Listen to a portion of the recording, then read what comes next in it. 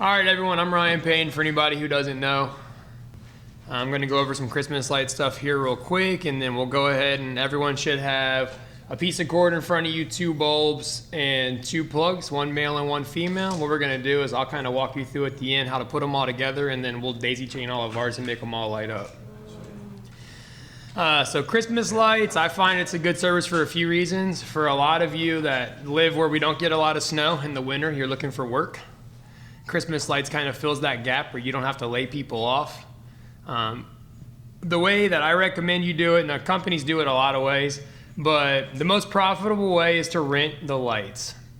So that's what we're trying to do. You're selling them a whole package from, hey, we'll come out, measure your house, give you a free bid. We're going to help you design them, pick your color pattern. We're going to put them up. We're going to take them down. We're going to store them. That helps with a number of reasons. For one, the bulbs that we use are called SMD LEDs. SMD stands for surface mount diode. All you really need to know is they're rated for like 60 to 70,000 hours. They're also about $1 a light. So where you recoup your money is you're going to sell that light to the same person 6 or 7 years in a row. So the first year you won't make a ton, you'll probably make about 20-25% margins, but the next year when they pay you the same price to rent the lights and you're going back and putting them on from a box to their house, you have no material cost that year and they pay the same price. We don't give any discounts. A lot of people will, and you may be inclined to your first year because it's a tough sell. You know, you're going to get, it's an expensive service, but it's supposed to be. You're paying for Christmas lights. There's nothing more unnecessary. So anyone who's going to pay you to rent Christmas lights obviously wants lights and has the income for it. So don't ever think I should go cheaper. You'll see companies that offer a discount, like I'll give you 10% a year for the first 3 years. So year 3, they're paying 70% of year 1. And that's going to sound appealing when your close ratio is not what you want it to be. And you're going to really contemplate it. But in the end, it's just going to bite you because you're going to want to get rid of it year 2, year 3, and then you're going to have people that have it. So then they're going to know someone that just signed up and, well, how come Betty gets a discount and we don't get one? It's our second year. And then it's just this whole crap show. So just avoid the discounts. It's this much every year. It's really simple. You always pay the same price. And we even offer to let them change colors if they want to, which I'll go into. We do that currently. I wish we didn't, but it's established. So we can rebulb all their house. Yeah. Before you get started, could Dylan talk about how he came, you taught him what you're going to teach us today? Yeah. Last fall, because I know the back end of the story a little bit. Yeah, I'll have him come talk about it if he wants to. No problem. Let's go through this a little bit. So materials, the biggest thing here is you're going to want to keep it simple. I'm going to give you some vendors you can buy from, and once you get their catalogs, it's just like a Ewing or Site 1 catalog. They sell everything. They sell giant letters and metal figurines shaped like candy canes and things to put on light poles and flag poles, and we're not going to do any of that. All you need is what's in this room. So this right here is your main wire. It's called, so with Christmas lights, there's 2 types of bulb sizes, right? There's C7, there's C9. You can pretty much just forget C7 exists. It's something that some people use, like they'll do the smaller bulbs around windows. You can do it in C9. I don't see any point in stocking 2 different kinds of socket wires and 2 different size lights. You want to be able to use your inventory on every single house you go to, and you don't want to have a Connex full of stuff you don't need, or you bought this one size light for this one house. So we're only going to use C9. They come in 1,000-foot spools. There's one at the end of this table in that little yellow cart thing. You buy those carts on Amazon for $35, those wire, wheel, whatever. That's money you could spend because you're not sitting there like messing with it in a yard, like trying to spool it in the grass. I don't know, I know not everyone's that fortunate, but like we hang Christmas lights in October in shorts and flip-flops, in November and December, so you want it to be nice and easy. You're pulling wire from the roof. You don't want to have the thing flopping in the lawn. If you don't have those, we have had enclosed trailers where we just get the dowel rods for like your closet, anything to run through the hole on the wheel. But I recommend those for $35. I have no affiliate links, but if you want one, I'll get you one. The next thing we have here, this is the same exact thing. It's called Lightnetic. So it looks just like the spool you see in front of you, but it costs twice as much. And the reason being is it has really strong magnets on the back of the socket. So if you look at the wire in front of you, there's 2 light sockets on everyone's wire. These come with magnets on the back of that socket.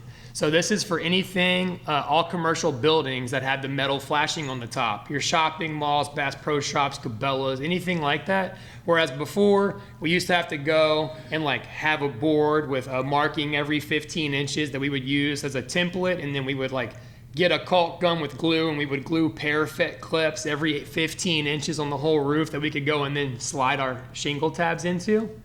You don't have to do any of that for these anymore. You just slap up the magnetic lights. Metal buildings, any of your like pole and barn type buildings, all your shopping malls, like even look at any Walmart, any of those buildings on the commercial, on the roof lip, it's metal. All around is all the flashing. What I would recommend with these is if you're doing a quote and it is a metal building, right away you're gonna know, okay, I wanna do magnetic lights. You're gonna wanna get one of the extendable magnets that you get at like any little hardware store, Harbor Freight or what have you. Because you're gonna run into things that you think will be magnetic and they're not. And nothing's worse than showing up with magnetic lights and realizing they don't work. You'll have, like if you're in a coastal area, you'll have Galvalume roofs, Galvalume gutters, anything, aluminum. It'll look good, and when it's painted, you don't know. So I just keep one in the car and I go test them. Like, yeah, magnets will work here, magnets won't. If you do a big building, like we do some big shoreline, like coastline HOAs, we do like the rental buildings and their lighthouses and whatnot. If you're doing a lot of magnetic lights, you're gonna wanna just get some like 1/2 inch or 3/4 inch binder clips, just the little black ones. I have totes of binder clips. We bought like 20,000 for a job one time. But every couple of feet, every 5, 6, 7 feet, you're gonna wanna put a binder clip. You won't see them at night, and what that's gonna do is, if you live where it snows and you get a snowdrift on your roof or you get a high wind or a branch hits them, they're like dominoes. When 3 of those magnetic lights come down, the magnets aren't that good anymore. Next thing you know, the whole house comes down. So you're gonna wanna put binder clips every so many feet, so if a section comes down, it doesn't have to all be redone. You go back and fix that 10-foot section instead of a 100-foot section. This is SPT1 wire. So when you buy any kind of a Christmas light wire, there's gonna be 2 options, SPT1 and SPT2. I have no idea what SPT stands for. What it is how thick the insulation is on the wire. That's all you need to know. SPT1 is skinnier, SPT2 is fatter. So when you get the plugs like you have in front of you, they have a certain gap size. They'll be labeled SPT1 or SPT2. We're only ever gonna use SPT1. SPT2 is too hard to work with when you have gloves on or anything like that, because it has so much insulation. You can't bend it and cut it and do what you want. So just stick to SPT1 and never look back. What you're gonna use this bare wire for that doesn't have any sockets is you're gonna use it to make your own extension cords. Anytime you need to run wire somewhere on a property, whether it's through the grass, from a house to a tree, up the front patio, you're making your own extension cords. So you'll never buy any. And you can get this right here. You can see it's 250 feet for $57. You'll get it a little cheaper than that. This is just, I got off the website, so there's no discounts involved in these pricing. And then the plugs you have in your hand, both the male and female, run about 60 cents a plug.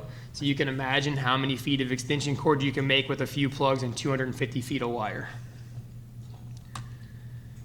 If you can't, if you start running out, this is a big thing with Christmas lights, around the first week in December, you're gonna call every distributor throughout the country. Action Lighting in Seattle, the one in Tennessee, there's Christmas Decor in Dallas, there's a few big ones. And they're not gonna have any material. It happens every single year. It has for 6 years. Before COVID, it was a problem. And it's because they order everything from China, and usually it's February. You get the best deals when you buy.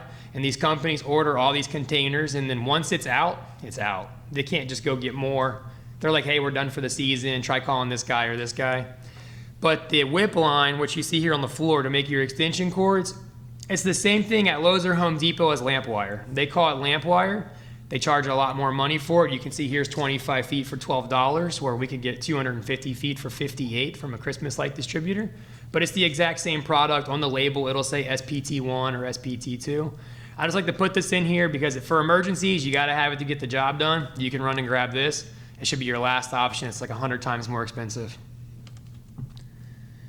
These are your plugs. Like I said, they'll be labeled SPT1 or 2. We're gonna do SPT1. We call these inline female plugs, and the reason being is if you look on the plug that has the holes, you'll see at the top, there's a tab that you can break away. So you see one end's open and the other end's closed, but you can see the perforations on the closed side where you can tell it could be broken off. And that's so you can put this in the middle of a wire. Say you're doing a roof line and you have to tee off to go to a dormer window. You will break that tab off, and I'll show you guys how to do it. You put this right in the middle of the wire, and now you can run your own extension cord that you make up to that dormer window. So you'll be custom doing all your wiring. But these breakaway tabs on these female plugs, they cost the same price as the plugs that don't have the breakaway tab. There's never going to be a reason to not buy the breakaway tab. It's the same price. Because sometimes you won't be able to buy these, they'll be out, and then you're left like taking your side cutters, your electrician's tools, and you're like cutting the plastic out of it. It just takes a lot more time. So always try to order the breakaway tabs. And then you have your male plugs. You can see a bag of 50s about $31. I would say on average, they're about 60 cents a piece. That's why when you have you put lights on a customer's house, say next year they move, sold the house, whatever, they don't come back, natural attrition, we take all the bulbs off of their wire. Like you have a box for that customer, we'll take it out in October and we'll unbulb all the ones not coming back. We take all the plugs off of them. We take their timers and extension cords. We reuse everything but the wire itself, because you get that 1,000-foot spool for around $250, and it's already been cut and has plugs for that house and their windows and columns. So if you try to reuse the wire on another house, you open yourself up to service calls, because they may have a connection that's not being used at that house. You can get water in it due in the morning, the sprinkler system. So then you're tripping a GFI and you're making a service call because you tried to save, $30 a wire on a house that you're charging $800 to use it on. So just throw the wire away and reuse everything else. The plugs and lights are the most valuable things to reuse. And you could literally use these plugs for 10 years. They don't go bad. I recommend the digital timer. You'll see I have one up here. It looks like this. You're gonna want one of these. I recommend getting one that has a remote with a keychain.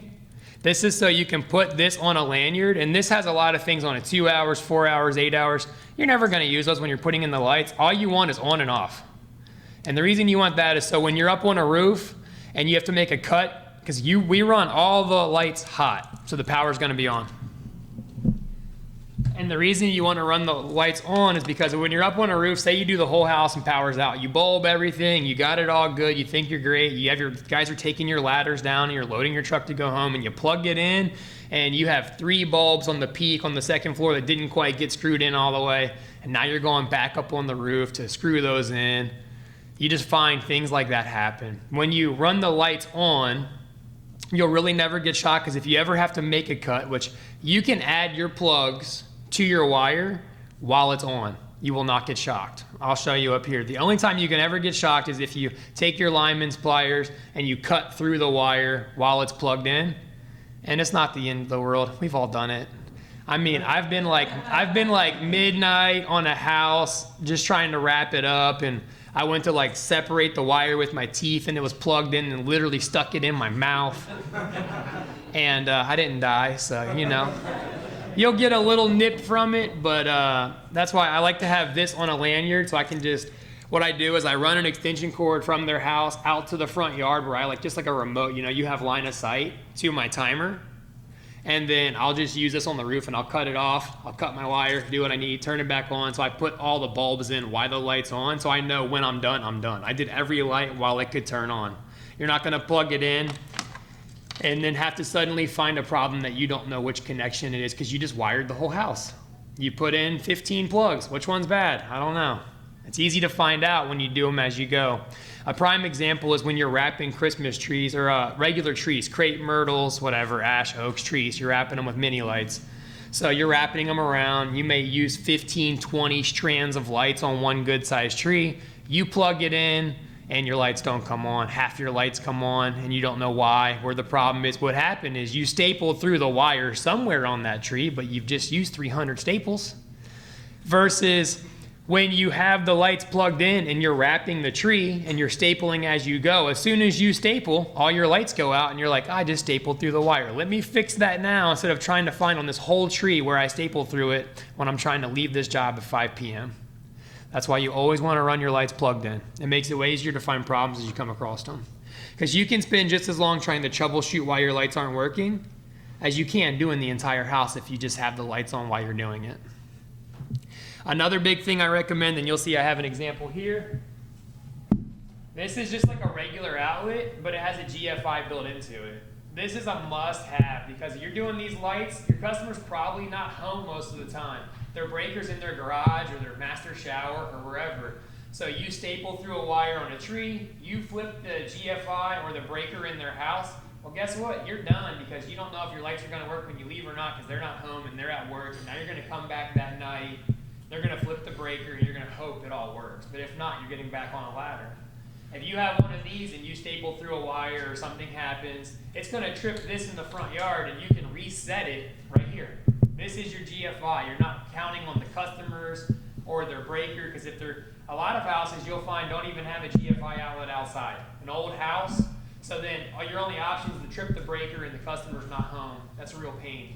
So if you have one of these, you can reset it yourself, go back to where you were, fix the problem that tripped it. Between this being able to reset and being able to turn this on and off from the roof, these two little things here, I don't know, they probably cost $60 combined, but if they were $200, I would still say get them because they serve you. They save you so much time not coming back to a house.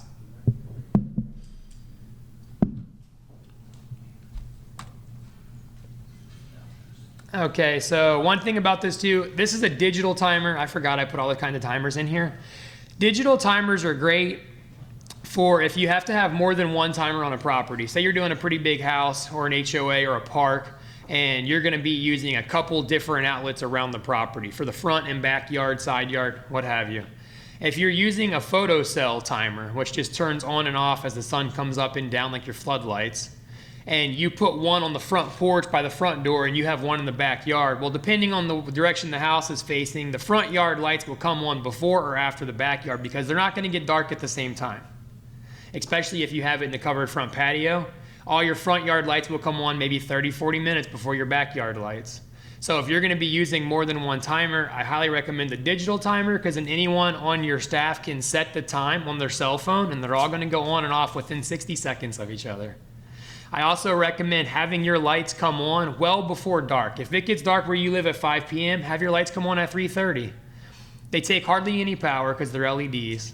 And you're never gonna get a call from a customer who just gets home at 5 and they're like, hey, my lights aren't on. Yeah, they've been on since 3:30. They don't know the difference. During the day, you can't tell. So that way, because they will, if you try to set them at 5, 5:30, 5:45, like whenever dusk is, they'll come home 5 or 10 minutes before they come on and they'll be like, hey, it's almost dark and my lights aren't on. So just avoid the whole headache, set them to an hour before your sun sets. And then I always recommend just running them for around midnight, you know? No one usually wants their lights on past midnight. Some will, you know, they just hate their neighbor and they're like, hey, 24/7. But most people, you know, we try to have them shut off around 11, midnight, somewhere around there. If we set them to come on at 6 p.m., we'll set them for 6 hours. Hey, Ryan. Yeah. Remote control and the GFI thing, is one setup for each install crew, or is that every house needs one? Nope, one for each install crew. Yeah, that's just something they're going to travel with them. It's kind of like your tools. Another kind of timer is this one. This is a 2-outlet timer. And that means you have 2 things you can plug into it. This comes in handy if you're doing like the house and trees in the front yard. So you can put them both on one timer without having to get a second timer. You really want to limit the number of timers because the timers are all made terrible. I don't care if you pay $11 or $69, whatever brand it is, they're all made like trash. Like literally 1 out of 5 new timers out of the box from Home Depot is not gonna work right. We return tons of them. I know Dylan probably ran into this too. The timers are just garbage. Like new out of the box, you said it doesn't work.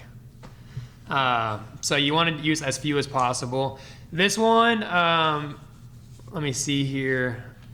One thing about these timers, any of your mechanical timers, you have the push pin timers that you push the hours you want it to come on. Like you'll push from 6 p.m. to midnight or what have you.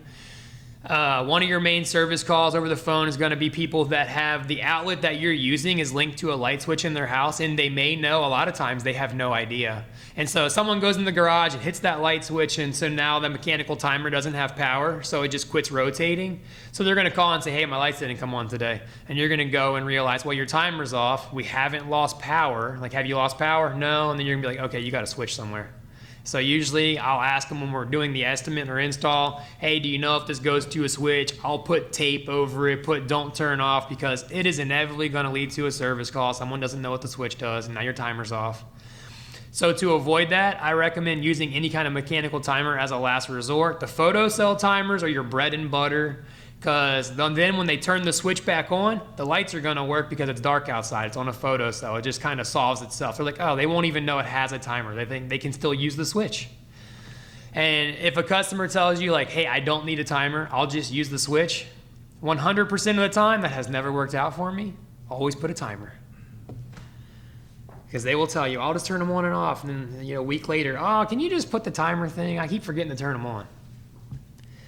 This is the push pin mechanical timer. It's the last one I would use.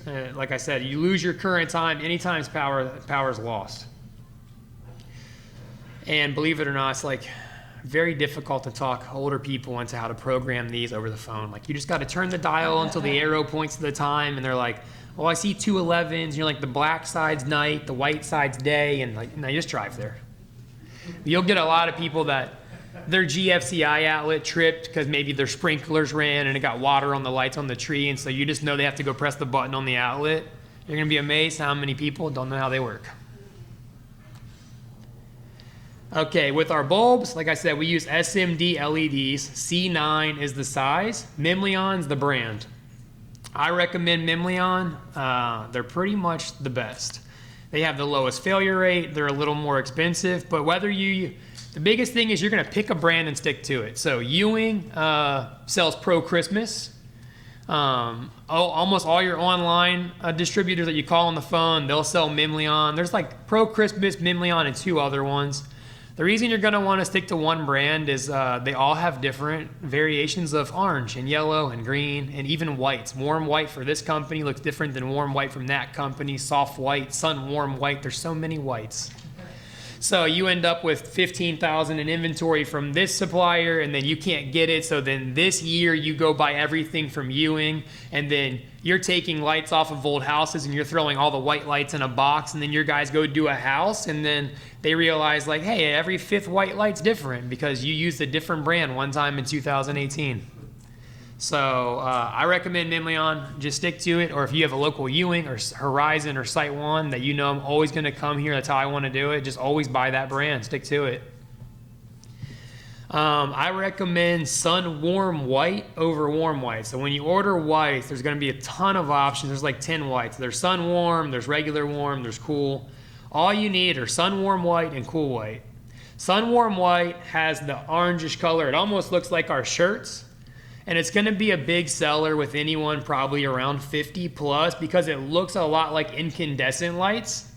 So it brings up a lot of memories for them. When their kids were kids, things like that, they like that warm, old school light they used to have in the 70s, 80s, 90s. And then anyone like usually 45 or younger, they like the new LED lights on their boat and their Polaris and their truck and their car. And Cool White looks just like the new LED lights on their truck. So the young guys want Cool White, and the older folks, people who are getting the lights because their grandkids are coming into town, they always want Sun Warm White. And Warm White isn't different enough from Cool White. Like, it's a little more warm. That's why I say get Sun Warm White, because it's just one end of the spectrum, so you have both sides covered. You're not trying to tell them the difference between like a few lumens. And then there's a lot of other colors, but white's going to be your number one seller. It's either going to be like white and red, white and blue, just white. That's a classic. You sell the most of that. You're gonna want it to be like probably half your inventory is just white. Here's the multicolor. So these come in bags. So when you order them, you don't order 5 different colors and try to put them together. They send you 25 in a bag, 5 colors. So they make it very easy.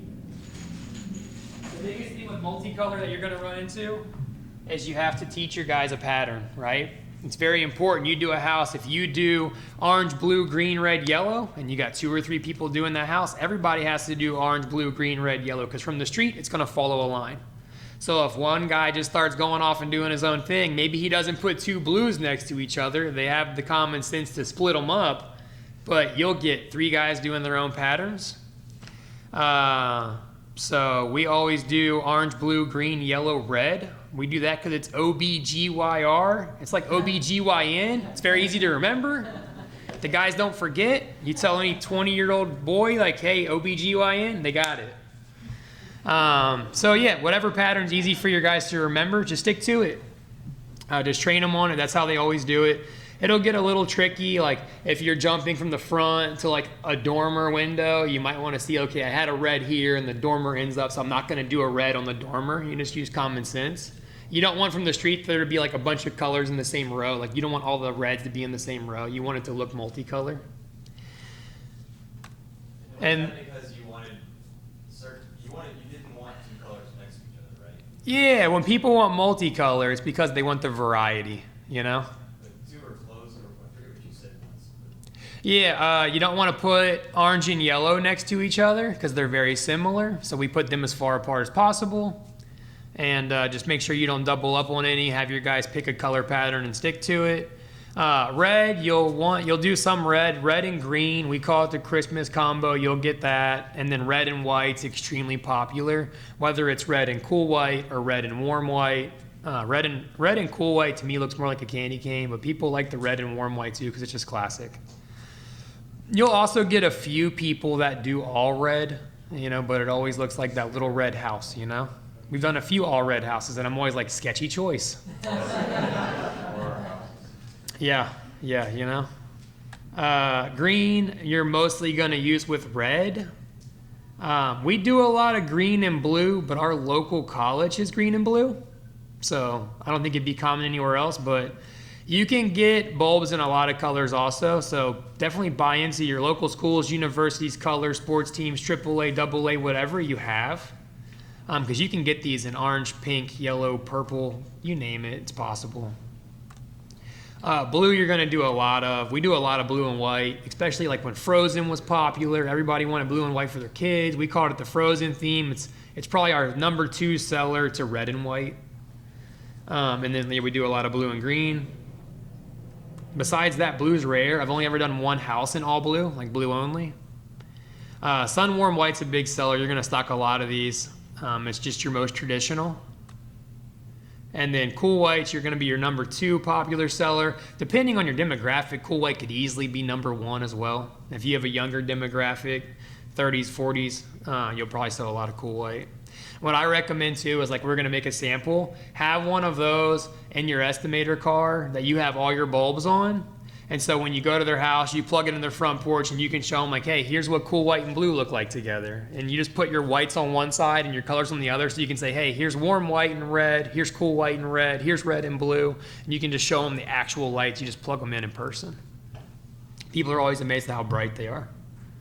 That's going to be one of your biggest sellers, is they are the brightest lights. SMDs are 10 times brighter than LEDs.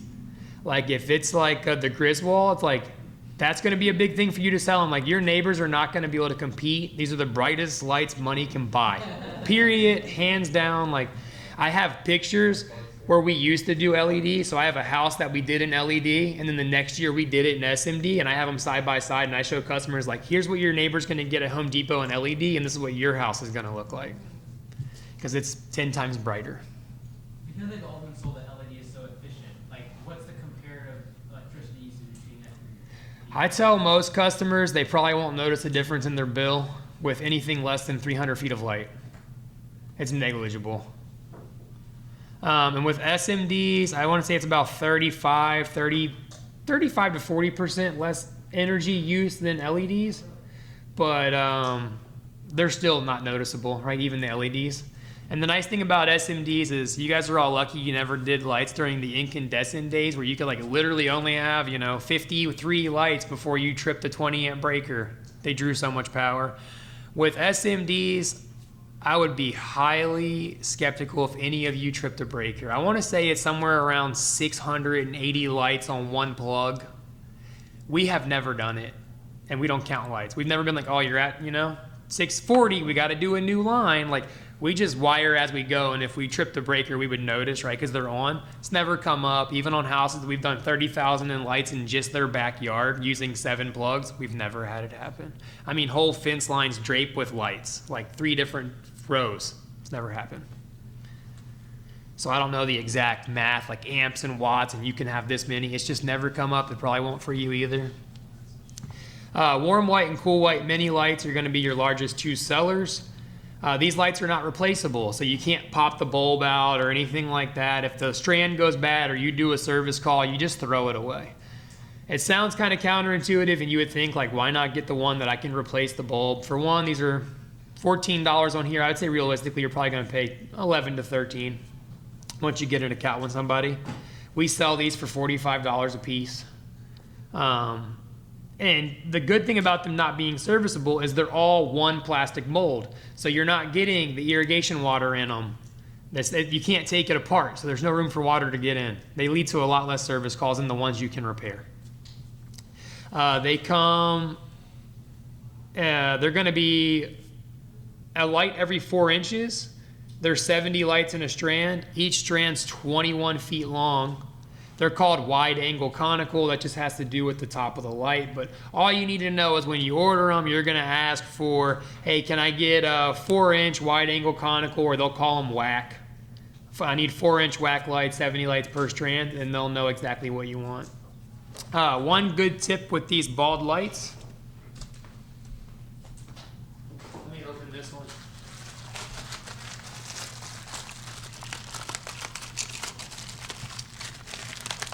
All right, so they come like this when you order them during the winter time when everyone's busy, and they have all the stickers and the safety labels and all that stuff. You see it?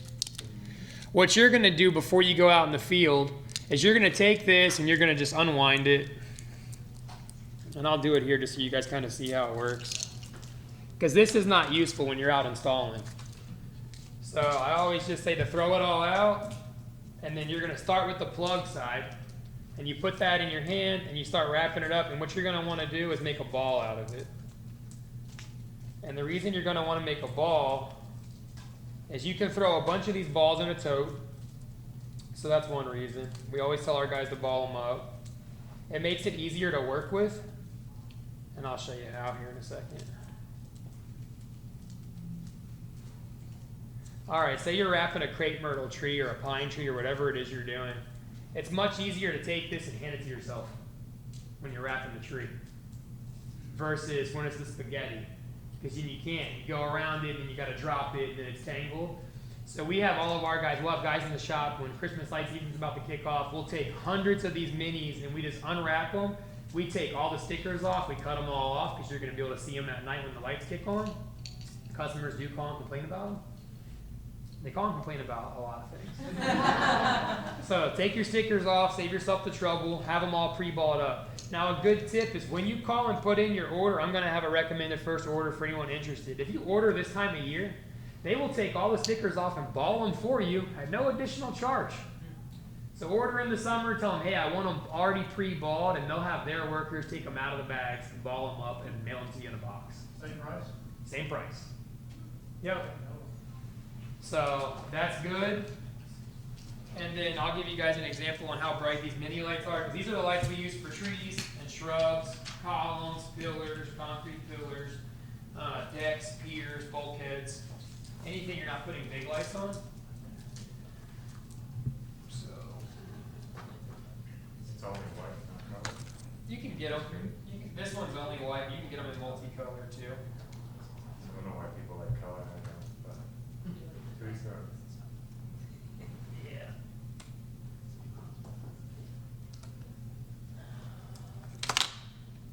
All right, so you can see they're pretty bright. This is during the day, right? Windows are open. You can imagine this at night. You take it and say you're wrapping it around the tree. You're doing every 3 or 4 inches. You can just see it's a ton of light. So these are where it's at. They rarely ever go bad. If you have one that goes bad, odds are you or one of your guys stapled through it.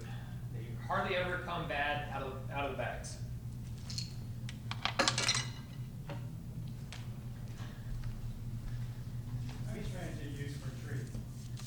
So yeah, on average, a typical crepe myrtle is probably gonna be like 5 to 8 strands. So really what I say when you're doing the bids is you just take the bottom trunk where it's the biggest, run your tape measure around it, say it's 36 inches in circumference. You know you're gonna do a wrap every 4 inches, which I kind of have this math broken down. So you're gonna do 3 feet every 4 inches. So for you to go 1 foot up the tree, you're gonna go 9 feet around, right? Because you're doing 36-inch circumference, 4 times 3 to get 12 inches, right? So you're doing 3 wraps for 1 foot. So you know that's gonna take 9 feet. These come in 21-foot strands. You round down, you're like, I'm gonna need 2 strands. One strand will get me 2 feet if I'm doing 9 feet per strand or per loop.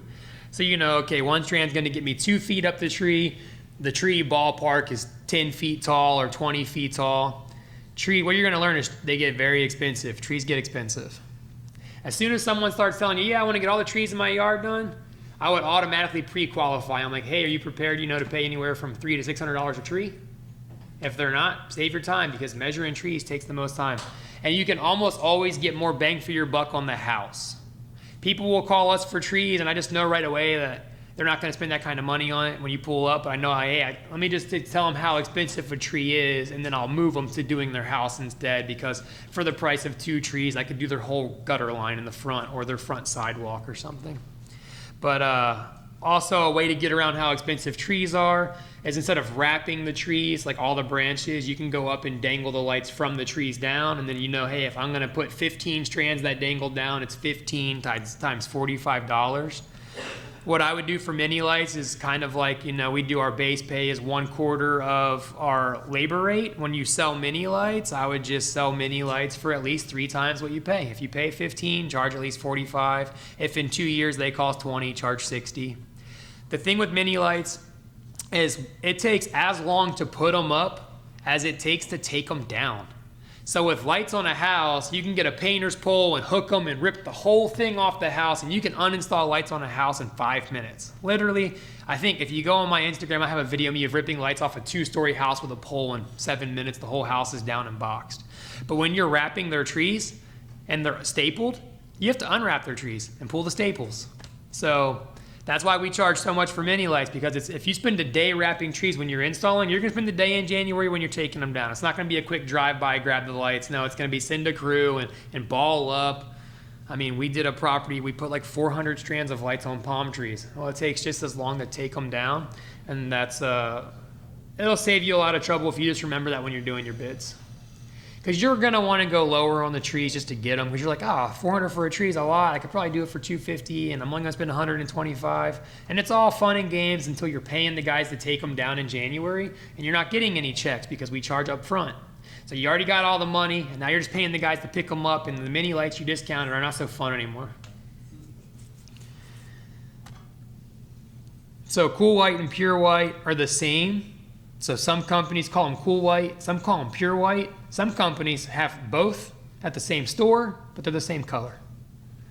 So don't let that confuse you if you're on them one and you've already everyone gets like a paralysis by analysis. Like, I just ordered from Action Lighting and I got 12 cool white and now I'm on their website and they only have pure white. It's all the same thing. Don't overthink it. You can get red mini lights.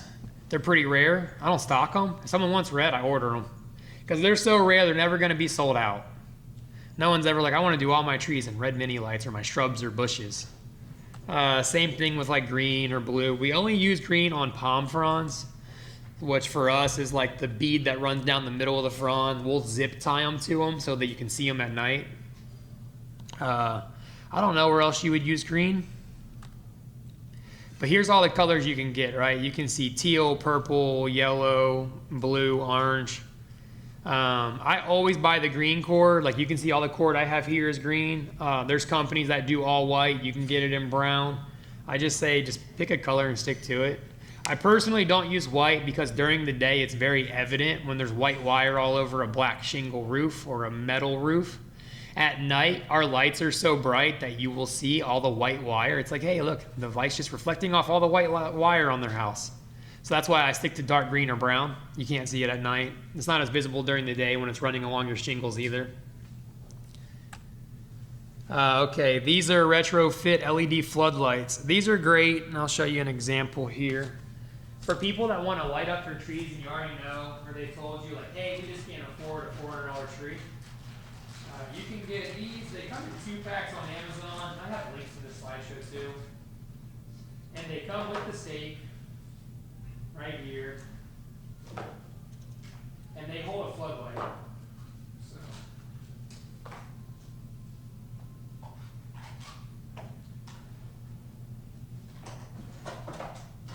You can get these stakes for $25. And you can get these lights for about $25.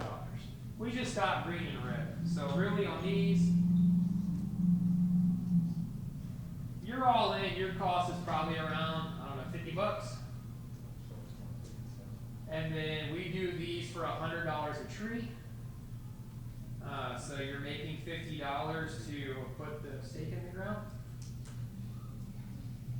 And it's a lot cheaper than a $400 or $500 tree. So you're making good money. They got a good value. They got to light up the trees, and they don't know what you pay for them. You save them $300 by giving them a better option. Let's see here.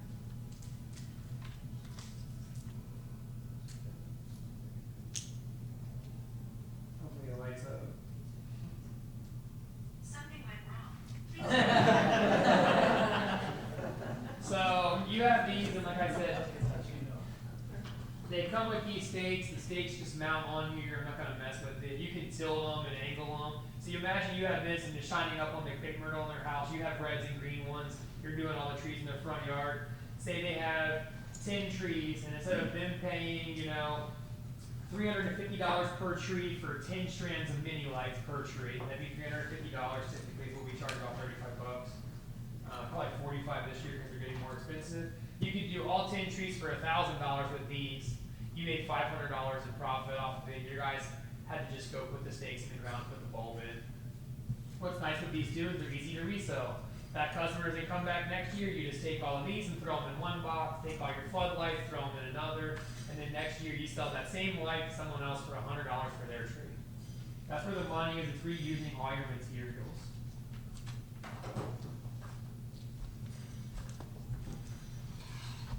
And again, you can get them in a wide variety of colors. I just do red and green.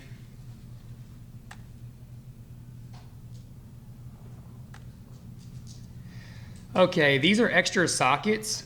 Where extra sockets come into play, more often than not, is when you have stake lights for your driveways or sidewalks, you're outlining it. You're always going to have someone, whether the husband has a lifted truck and he can't drive or the wife can't drive, someone runs over them. And you go out there, instead of pulling all of your cords, a lot of times the socket falls off when they crush them when they run over it. But you can see the 2 holes in the wire where the plug was. Also, you know there's a socket every 15 inches. So you reverse engineer that, and you're like, there's probably a socket around here. You can buy these replacements and just stick them on there.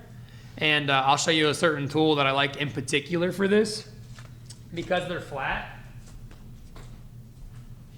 These Irwin vice grips that are completely flat, they have no teeth. You ever see them, you're always like, what the hell are these things for? They are perfect for putting these sockets back on because they're flat and they open and close level. So you put your socket, you've crimped it with this, and it clips right onto your wire and you're in and out. But trying to put these replacement sockets on without this tool, it can make you never want to do lights again. Because there's just no good way to get enough pressure on that little plastic thing and an even amount to lock it into the wire. I think those tools are like 15 bucks on Amazon. But you'll want some of these. We charge for service calls if they run over their driveway lights. Like, yeah, we have a stay lit warranty, which I'll go over a little bit. We tell our customers, like, hey, within 48 hours between the time you get your lights and New Year's Day, we'll come out and fix anything within 2 business days. And we do on average like 3 service calls a year with doing over 100 houses. If you use the right material, you just don't have them. They don't come up.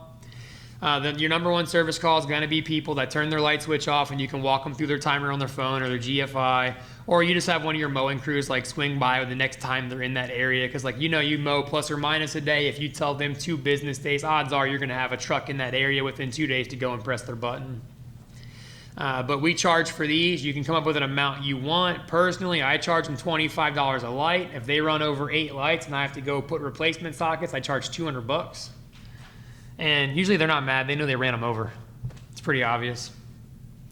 We also don't warranty vandalism. So we've had neighborhood kids go through a neighborhood and cut lights on fences that we put up. You know, we just tell them up front that's not part of the warranty. You got to pay to fix it. So that's kind of a judgment call for you. I feel like we're no more responsible for vandalism than they are. It's just unfortunate. But these are called tough clips. So these are for gutters. I have some around here somewhere. I'll pass them around. I'll pass around all of these actually.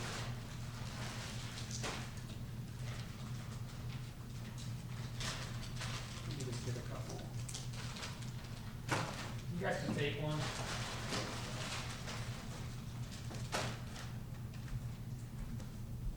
All right, so the way these are designed, and you guys will get them, you'll be able to see kind of, is they have this clip right here. So it just flexes back and forth.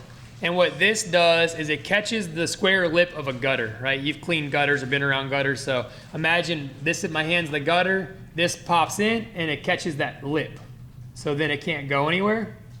And then your light goes through the hole. So let me get one real quick. Ryan, you want them to pass the bag or just They pass can one? keep one and pass the bag, just as long as everybody has one.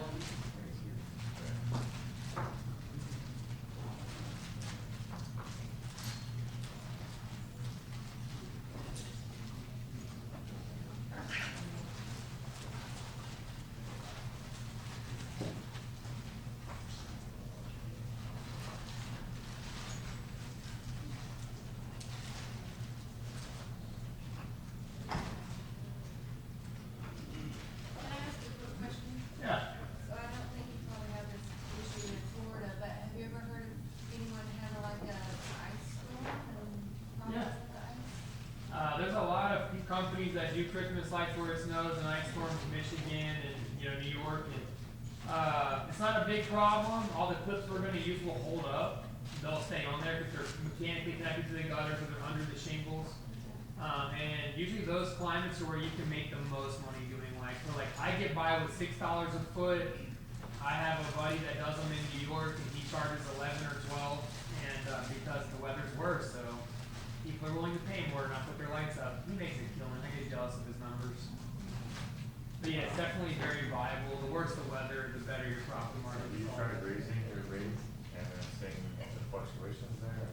Yeah, we have a large competitor in our area that does Christmas lights as well, but they do a completely opposite model, whereas we lease the lights, they sell them, and they charge 3 times more in the first year and have massive discounts. But like, by the time you get to their year 3, you're probably paying what you would have year 1 with us. So it's always hard to like try to sell their customers because our models are so different. It's apples to oranges. Like we both do lights, but it's just dramatically different. But yeah, I mean, I raise prices based on the season too, which I recommend for all of you guys is we start in October. I will give people a 10% discount if they'll let me hang their lights in October. Because that means we have a very severe time crunch with Christmas lights. Nobody wants them before Thanksgiving and everybody wants them before December 10th because if not, it's a waste of money. So everybody wants them in like 13 days. So any customers that will allow you to put them up in October, I just give them a discount and I tell them, hey, we don't got to plug your timer in. We can have a crew come put your timer after Thanksgiving, but let's at least get the lights on your house. We can just plug and play later. And you're just giving them a discount to give you that flexibility so that you can fit more new customers in your rush. You have your old ones up. You can have one guy go and put a lot of timers in a day. Have you, speaking of which, since you're starting in October, you can do a Halloween theme. You can. And a Thanksgiving theme, orange, I suppose. Yeah. A Christmas theme, so you can sell them on coming back and changing the theme. We haven't had a lot of luck with crossing seasons. We've done one house for Halloween lights, but what I think what you're gonna find is it's a pretty expensive service to offer, and like it's something about the holiday spirit. People will pay at Christmas. People aren't that in a festive spirit on Easter or Halloween. Like, hey, it's cool, but it's not like $1,000 to put lights in my house. Cool. So that's the issue that we've had. But When you say $6 a linear foot, is that the leasing model that you're talking Yep. about? Got it. yeah, so with these, your light is going to go through the bulb. and you're just gonna screw it into the back. So basically this clips onto your gutter and it can't go anywhere, right? The snow's not gonna push it off. This is on there. These last two, they don't get sun rot or dry. We've had them on houses for 6 years. We have some 6-year houses now. And what's nice about these is they make the lights face the street. So you're gonna have a lot of different clips that competitors are gonna use, and they'll make the lights face the ground, or they'll make the lights face the sky. But the way these surface mount diode lights are is they're the brightest when they're facing you, like a flashlight. So if you only use clips, which are all I have, you can see these are the clips that we put under shingles. So you slide this under the shingle, and then it's the same thing. The light screws through the holes, and the light faces the house. So if you're going from gutters to shingles on the same house, which happens, all your lights are going to be facing the street. If your competitor's lights are facing this way, and your lights are facing this way, your lights automatically look brighter because they're facing the people. So I always recommend only use clips for your lights face the street. It automatically makes you something better. Let's So see. the under the roof is for the edge of the house where there's no gun thing, right? You're gonna go up to the peak. Yeah, that's where you use shingle tabs. Okay. Yeah, so we use this, and we just use like a, I don't know, like a 4-inch putty knife. There's an Amazon Basics one I got. So we just kind of put this under the shingles, kind of get that tar loose, and then we just slide this. So this is your shingles, right? This is the roof of your house. This slides under it, and you're done. Your lights wire in through the top of that. Yep, it'll hold. It goes back, I don't know, a good 4 inches, and this part's pretty thick. Yeah, the hard part's getting them under the shingles. It's not having them fall out. Especially where we're at, 'cause we're putting lights up in November, like the tar is still hot on the roofs. You're like fighting the tar. But yeah, I've never had an issue with them coming out. Every once in a while, you'll get one that feels a little loose, you know. But there's one every 15 inches, so if the other two feel good, you're like, well, that one's just not gonna. It's not enough weight to fall out. There's so many little connection points. So tough clips are the ones that are for gutters. Mimleon sells a variety of this as well. It's the exact same thing. And just whichever one, just make sure you always want the bulb to go through the hole, no matter what kind of clip you're using. And the reason for that is if you use the clips where the bulbs kind of pop into it, it doesn't go through the hole all the way. You know what I'm talking about? It just kind of pops in. When you go to take the lights down and you're trying to pull them all off without getting on the roof, a lot of your tabs or clips will stay on the roof. You'll pull the whole house down and you'll have 7 or 8 clips left on the roof. Well, then you're getting a ladder out and getting up there. If you always use these kind, whether it's the shingle or the gutter where you go through the hole, you'll never have a clip left on the roof when you take your lights down because it's wired through it. So you can literally, we just get the extendable painter's poles and we bend the hook backwards that's made for the paint roller so we can extend it 20 feet to the second floor, grab the corner of the lights, yank them off until we get enough that we can get our hands on it, and we'll pull the whole second and third floor down from the ground knowing that we're not going to have any clips left on the house. And a key thing to that is when you're doing your installs, always keep in mind that you're going to uninstall from the ground ideally. That's the best case scenario. So don't get too creative with like wrapping your extension cord around the gutter on the second floor because you don't want to be able to see it from the streets. You're trying to like tuck it because you're not going to be able to pull that down from the ground. You're going to have to get back up on the roof and unwrap it. So anytime you're doing an install, think, okay, I'm going to take this down from the ground. Is the way I'm doing it going to cause a problem? So that's one problem. We had our first years trying to get guys to like, hey, don't get fancy and wrap the gutters or try to hide wires. Yeah. Do you have some videos of like maybe just even just removal? Or it's- I have a video on my Instagram from a few years ago for sure. I know of. Yeah, I don't even know which Instagram it's on. I don't do a lot of social media, but it exists. I'll try to find it. I'm like up to Facebook level. I'm good at Facebook. That's it. These are the shingle tabs. That's the one I have in my hand. Everyone should have an example of that. It's personal preference whether you want to put your bulb through the, technically the smaller hole in the bottom is for C7 and the top one is for C9. I like to put the C9s in the bottom one because they fit nice and tight. And then some of my guys like to put the C9s in the top one because it has a little bit of play so they can pull the cord and, you know, it'll move a little bit. It's really personal preference on how OCD you are. I personally don't care as long as all my guys do it the same way. I don't care which one. What ladder do you use? We use little giant ladders. Yep. I'll have a whole list in here too. I have a slide of all the tools to buy and a recommended first order. These are called ridgeline clips. What these do is they're already pre-measured for your standard, your rooftop ridgeline, your vents. So if they want them down the ridgelines on their house, these are the clips you can use. You just pop them on and your light screws in. I didn't bring an example of this because I'm just really against ridgelines. I think they're a pain. They're hard to measure. You're doing your estimate. It's one thing to walk off their front porch in the yard, right? So if you're measuring a house for lights, you're just walking the front yard. I'm walking along the street in front of the house. I know, okay, it's 100 feet long, and then I'll walk down the side. Okay, it's 25 feet this way, and then you want to measure the second floor, so you just walk all the way back like you're reading a book left to right. You go back to that side of the yard, and then you walk the second floor. And then if it comes out like towards you, you estimate it like, it's about 6 or 8 feet. Like, don't get really caught up in the measurements. That's the one thing you're going to kill yourself on. Here's what you have to remember. We have a 25% inefficiency in our favor with Christmas lights. We sell lights by the linear foot. We install lights with 15-inch wire. So really, we're giving the customer 25% less lights than they're paying for. And the reason we use 15-inch spacing wire is because from the ground, no one can tell the difference between 12 and 15 inches. But when you're doing a house with 300 feet of lights, that puts a lot of extra money in your pocket.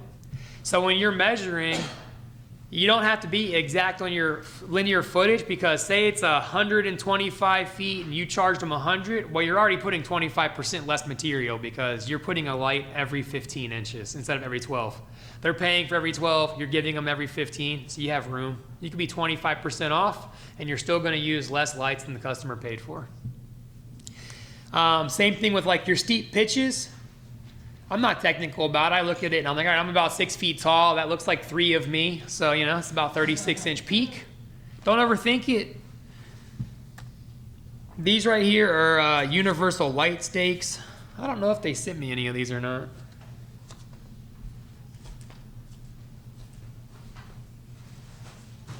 I don't think so. But all they are is 4.5-inch stakes that go into the ground. That's how you line your sidewalks, driveways. The wire clips in on the left and right side to these little brackets. So all you do is loop the wire in and you pull the cord tight and the bulb sits on top of the stake. They're the easiest thing you can do. I love houses that are just like, oh, I don't want to do my roof. I just want to do like my horseshoe driveway and all my flower beds and my sidewalks. And you're like, I ain't got to get a ladder for this one. You're making $6 a foot to go put stakes in the ground. You're in and out in 45 minutes. These are the best. I would recommend if you live where you get a lot of snow, you can get these, I believe, up to 12 or 16-inch stakes. Because a 4-inch stake would probably get covered in snow. You guys would know better than me. But yeah, just get whatever height you think you need for snow. Maybe you don't do them where it snows. I see them a lot, and I know other people that do them, so I would assume you would. You just got to get taller ones. I could also see them, like, if they're too short and it snows, they'll definitely get ran over. But I can tell you for a fact they're great where it doesn't snow. These are the binder clips. Here's a picture of a property that we do. So I don't have a great picture, but you can see this building in the back. That whole entire building is done with binder clips only because it had a Galvalume roof and no gutters. So it had no shingles, we couldn't use these. It had no gutters, so we couldn't use gutter clips. It was Galvalume, so we couldn't use magnets. So we put 2 binder clips on each side of every single light on that gigantic leasing building. This property here, we charged them for these palm trees, that building in the front. You can see some lights above the sidewalk too, right there below the balconies. This was, I think, an $18,000 or $20,000 job. We do them every year. The guys are in and out of there in about, I don't know, 2 days, 2 or 3 guys. The palm trees are wrapped in the mini lights that I already showed you. They're wrapped every 4 inches. And if you have a customer that really wants to wrap their trees too and they think the price is too high, you can offer 6-inch spacing instead of 4-inch spacing. So you're going to do every 6 inches up the tree instead of 4.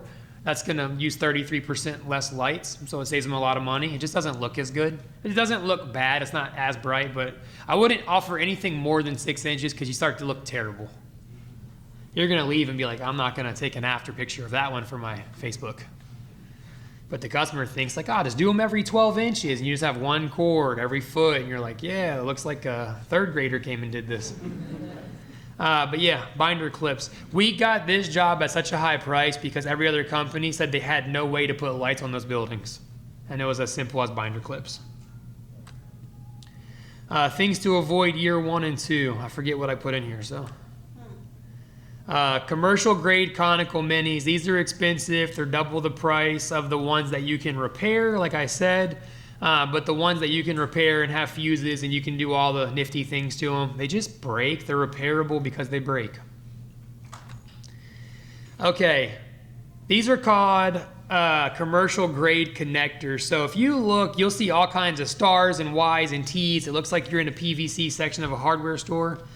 These are a type of mini light that you can buy, but they twist into them. So like you can take this star and you could put that in like the center of a tree, and then you could run a branch off every one of those stars. And they have O-rings in them, so they're watertight, and they're supposed to be like, you never have to worry about a maintenance with snow and water and this and that, but they cost like double the price. For a 21-foot strand of the ball I showed you earlier with the old traditional plugs, you pay maybe $13 for that. For this, you'll pay like $18 to $21 for like an 11-foot strand that then requires you to have all these different connectors on your truck for different situations you might come across. So never do any of this. Just avoid it. Don't get sold on it. They'll tell you how it's better and it's commercial grade. And the problem with these is if you ever do get water in them, which happens because, you know, it's crazy, but O-rings go bad after 6 years and stuff. They don't dry out because they're such a sealed environment. Whereas if you get the traditional lights like this, these plugs, if they run their irrigation at 3 in the morning, by the time these come back on at 5 or 6 the next night, any water that got in there is already dried out. Right? It's pretty open, airy access. You're not sealing it in there. Don't ever like electrical tape these or anything that's going to hold in moisture. It sounds counterintuitive. You think, I'm going to protect it really good, so I never got to come back here. But that leads to the most service calls because the water, the condensation, the dew, it gets trapped in there. During the day, it can't evaporate. So then when your lights do kick on, you have a service call because you tripped the breaker. Whereas if you would have just, less is more, plugged it in and let Mother Nature dry it out. Also, if they have irrigation, make sure they don't run in the evening. Tell them to run them in the morning, because if you make your lights turn off by midnight and they run their irrigation at 2 or 3 in the morning, their water will never run when their lights are on. But you will have some people that like run their irrigation at 8 p.m. Your lights are on at 8 p.m. Like that's not a success. So tell them to change their timers. I had one lady who refused, and all my lights on her trees melted. Like the plugs just melted because she just had the water at night. And I went out there for like 17 service calls my first year because, you know, she paid me $700, and I felt like that was a lot of money for lights because I would never buy it. But they will wear you out. Okay, greenery, I would say avoid it. Don't do it your first couple of years. You can see here, this is my number one reason to avoid greenery. Alright, you see the metal frame on the back of this? Yeah. This can't be folded up or broken down or put anywhere convenient inside your Connex or your storage unit. So if you have a great Christmas season, our first year we put out maybe about 20, 30 of these. That feels really good when they're on the customer's houses. Doesn't feel really good when they're all back in your shop. Or garland, all that greenery, it takes up a lot of space. It can fill a Connex in no time, I promise. And it's just not worth it. If you want to hang these wreaths, because of the metal frame, they get pretty heavy. You're going to be putting Tapcon screws into the expansion joints of brick homes. You're screwing in the hardy plank, or let alone if you got guys you trust to screw into a stucco house. We don't let ours. There's just a lot more liability to this. I will say, you can make really good money on them. We rent these 36-inch wreaths for $160 a year, and we've rented some out for 7 years in a row, same one we bought originally, so you can buy these. But if you do want to get into them, like I said, it's more of a year 2 or 3 thing, right? You've done it, you have customers, maybe you got a bigger shop, you got money, you can buy a Connex just for Christmas light stuff. We bought an enclosed trailer that we just used for Christmas lights. It had our ladders, and we built 2x4 racks that the little black command totes would fit in at a 45-degree angle perfectly. So we had one tote for like the red bulbs and the blue bulbs and your female plugs and male plugs, and they were all just in an enclosed trailer. And then we had a dowel rod coming off the back that held that spool, so you could pull your lights out of the back of the trailer. And the trailer was nice at the end of the year. Whenever we boxed up all of our customers' lights, we would just throw them in the trailer. And the unfortunate part, we didn't use the trailer the rest of the year. We can't have Connex. So we ended up wrapping it with a Christmas light thing. Really, hey, we got a Christmas light trailer. So, you know, it works good, but you feel bad when you pay your annual registration and taxes on something you only use for 45 days a year. But yeah, avoid greenery. It takes up too much space. If you want to get into it, like I said, do year 2 or 3. One big thing I have with these is, in this example here, okay, the bottom wreath in this picture you can see is $38.66. It is a 36-inch wreath with 250 tips. This top one is $256. It is the same exact 36-inch wreath with 250 tips. The only difference in the $220 something price change is that they put lights on this one for you, and you can buy this strand of lights for $13. So you never buy them with lights on them, whether it's garland or greenery or wreaths. You just buy your own lights. That also helps because if you're going to resell that wreath next year, you can almost always buy these with warm white lights only. So if you have a customer that wants wreath but they got cool white, then the pre-lit wreath you bought doesn't do any good. So if you buy your own lights, you can just take the other customers off, and then you can put the cool white on, or you can put red on them, or multicolor, make them match whoever's buying them. But yeah, never buy the pre-lit greenery. It's a scam. 9-foot garland, also avoid it. That's all I'm really going to say about it. We do make good money in garland, but I wish we didn't offer it, and I had all the space back in my shop that holds garland all year. Net lights. Avoid those too. You're going to see, you get the idea. We use our little balls like I showed you, and you get pretty good at wrapping hedges. You go around or boxwoods. You kind of get a rhythm and a pattern, and you can do it without buying a net light. Net lights just lead to a lot of service calls. They get tangled in your truck. Like you try to take them out of the tote the second year, and it's a disaster, and then you're having to cut them. It's one more thing you have to stock. It's another SKU you have to have in inventory. If you can do the bushes with the mini lights you already buy for trees, why buy net lights? You just don't do it. You want as few SKUs as possible. That way because you can always, it's kind of like the same idea when Bellingham went to 2 types of pavers, right? We only offer select Christmas lights, and we make them work for every situation. Tools and equipment. This is the ladder I recommend. They always have them on sale on Black Friday. They also have the black Command totes on sale on Black Friday every single year, Lowe's and Home Depot. And so I always just say, like, hey, around Black Friday, buy yourself some ladders, buy all the totes. If you think you're going to put up 30 houses worth of lights, go buy your 30 totes on Black Friday. This is the cable caddy. That's what they're called. That's the thing up there.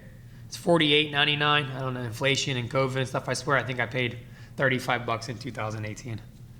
But worth having. I say get a couple of them. I like at least 2 so you can have 2 guys. The thing that's the most time consuming when you're installing lights is actually putting the bulbs on. Hanging them's pretty quick. But when you know you're like, okay, I got to put 150 bulbs in, and you just have guys just standing there bulbing away. So if you have 2 of these, that's where it gets tricky with your multicolor. Say you have 2 guys using 2 cable caddies, and you want to make sure they're doing red, green, blue, yellow, orange, like they're doing the same pattern because they're going to go on the same house. This right here is a cordless glue gun. Ryobi's the only company I know that makes one. I wouldn't pre-purchase this. I would just buy it when you have a job that needs it. I've never once seen them sold out because I don't think cordless glue guns are a hot market. I don't think like the person like doing arts and crafts is like really need cordless. We have used ones with a cord in a bind. We've stopped and bought one at like Dollar Tree or whatever and ran a big old extension cord. But we use these for anything. If you're putting the lights around the windows on a brick home, you know how they kind of have that soldier course around the windows sometimes. Or if they have like a natural stone that's big in our area, like flagstone or granite, like their whole front door or their whole front of their house, you can just hot glue the lights right to the rock. And they stick, no problem. Just don't get the cheap glue, get the Gorilla Glue. I always tell my guys, buy the most expensive glue. It's cheaper than a service call, I promise. And you can never have too much glue. You can definitely have not enough. When you're done, it'll look like Edward Scissorhands. There's like strings of glue just dangling everywhere, and you're like trying to get all the wisp ones blown, like you're just trying to swoop them all down like cobwebs so it looks good. But you really just want to glue the crap out of them. And the glue doesn't take that long. If you put the glue on the back of the light and stick it on a brick house, I would say within 5 seconds you can let go and it's gonna stick. It's quick. It might be 2 seconds. Like, it blew my mind the first time I did it. Like, oh man, that dries real quick. Never use glue on stucco. The first time I put hot glue on a stucco house, it just melted the stucco. So that got costly. These are called cougar paws. This is where brand deal, Mike. That's my note. So these shoes have replaceable soles. We provide them for our guys. You may want to give your guys, like, recommend they buy them, or I don't know, give them money towards them or something. But they have like thick foam soles that you can use for asphalt roofs. And they let you walk on the roof so good. They grip it like if you were walking on a memory foam mattress on asphalt shingles. They also have magnetic soles that you can put on if you're working on metal roofs. You just swap the soles on your shoes. You undo that strap and you grab the sole for metal roofs, you grab the sole for shingle roofs or terracotta roofs. They sell them all. And when you wear out the memory foam one, because it does wear out pretty quick, within a couple days if you're on roofs all day, you just have replacement soles. You don't got to buy the whole shoe. You can just buy the sole from them. And I didn't believe in them at first. I thought it was $200 pair of shoes for a guy that does lights for me. A little bit crazy, but the guys swear by them. And if they don't fall off a roof, that probably saves you a lot of money. So we don't do the whole like anchor point in the roof. Like, I'm not drilling holes in anyone's roof. We just, technically anything above 8 feet, you should have a harness because of OSHA. We don't do that. We don't do the anchor points. We do ladders. My guys are up in man lifts, you name it. I've only ever paid one OSHA fine. It was like $13,000, but 1 in 7 years.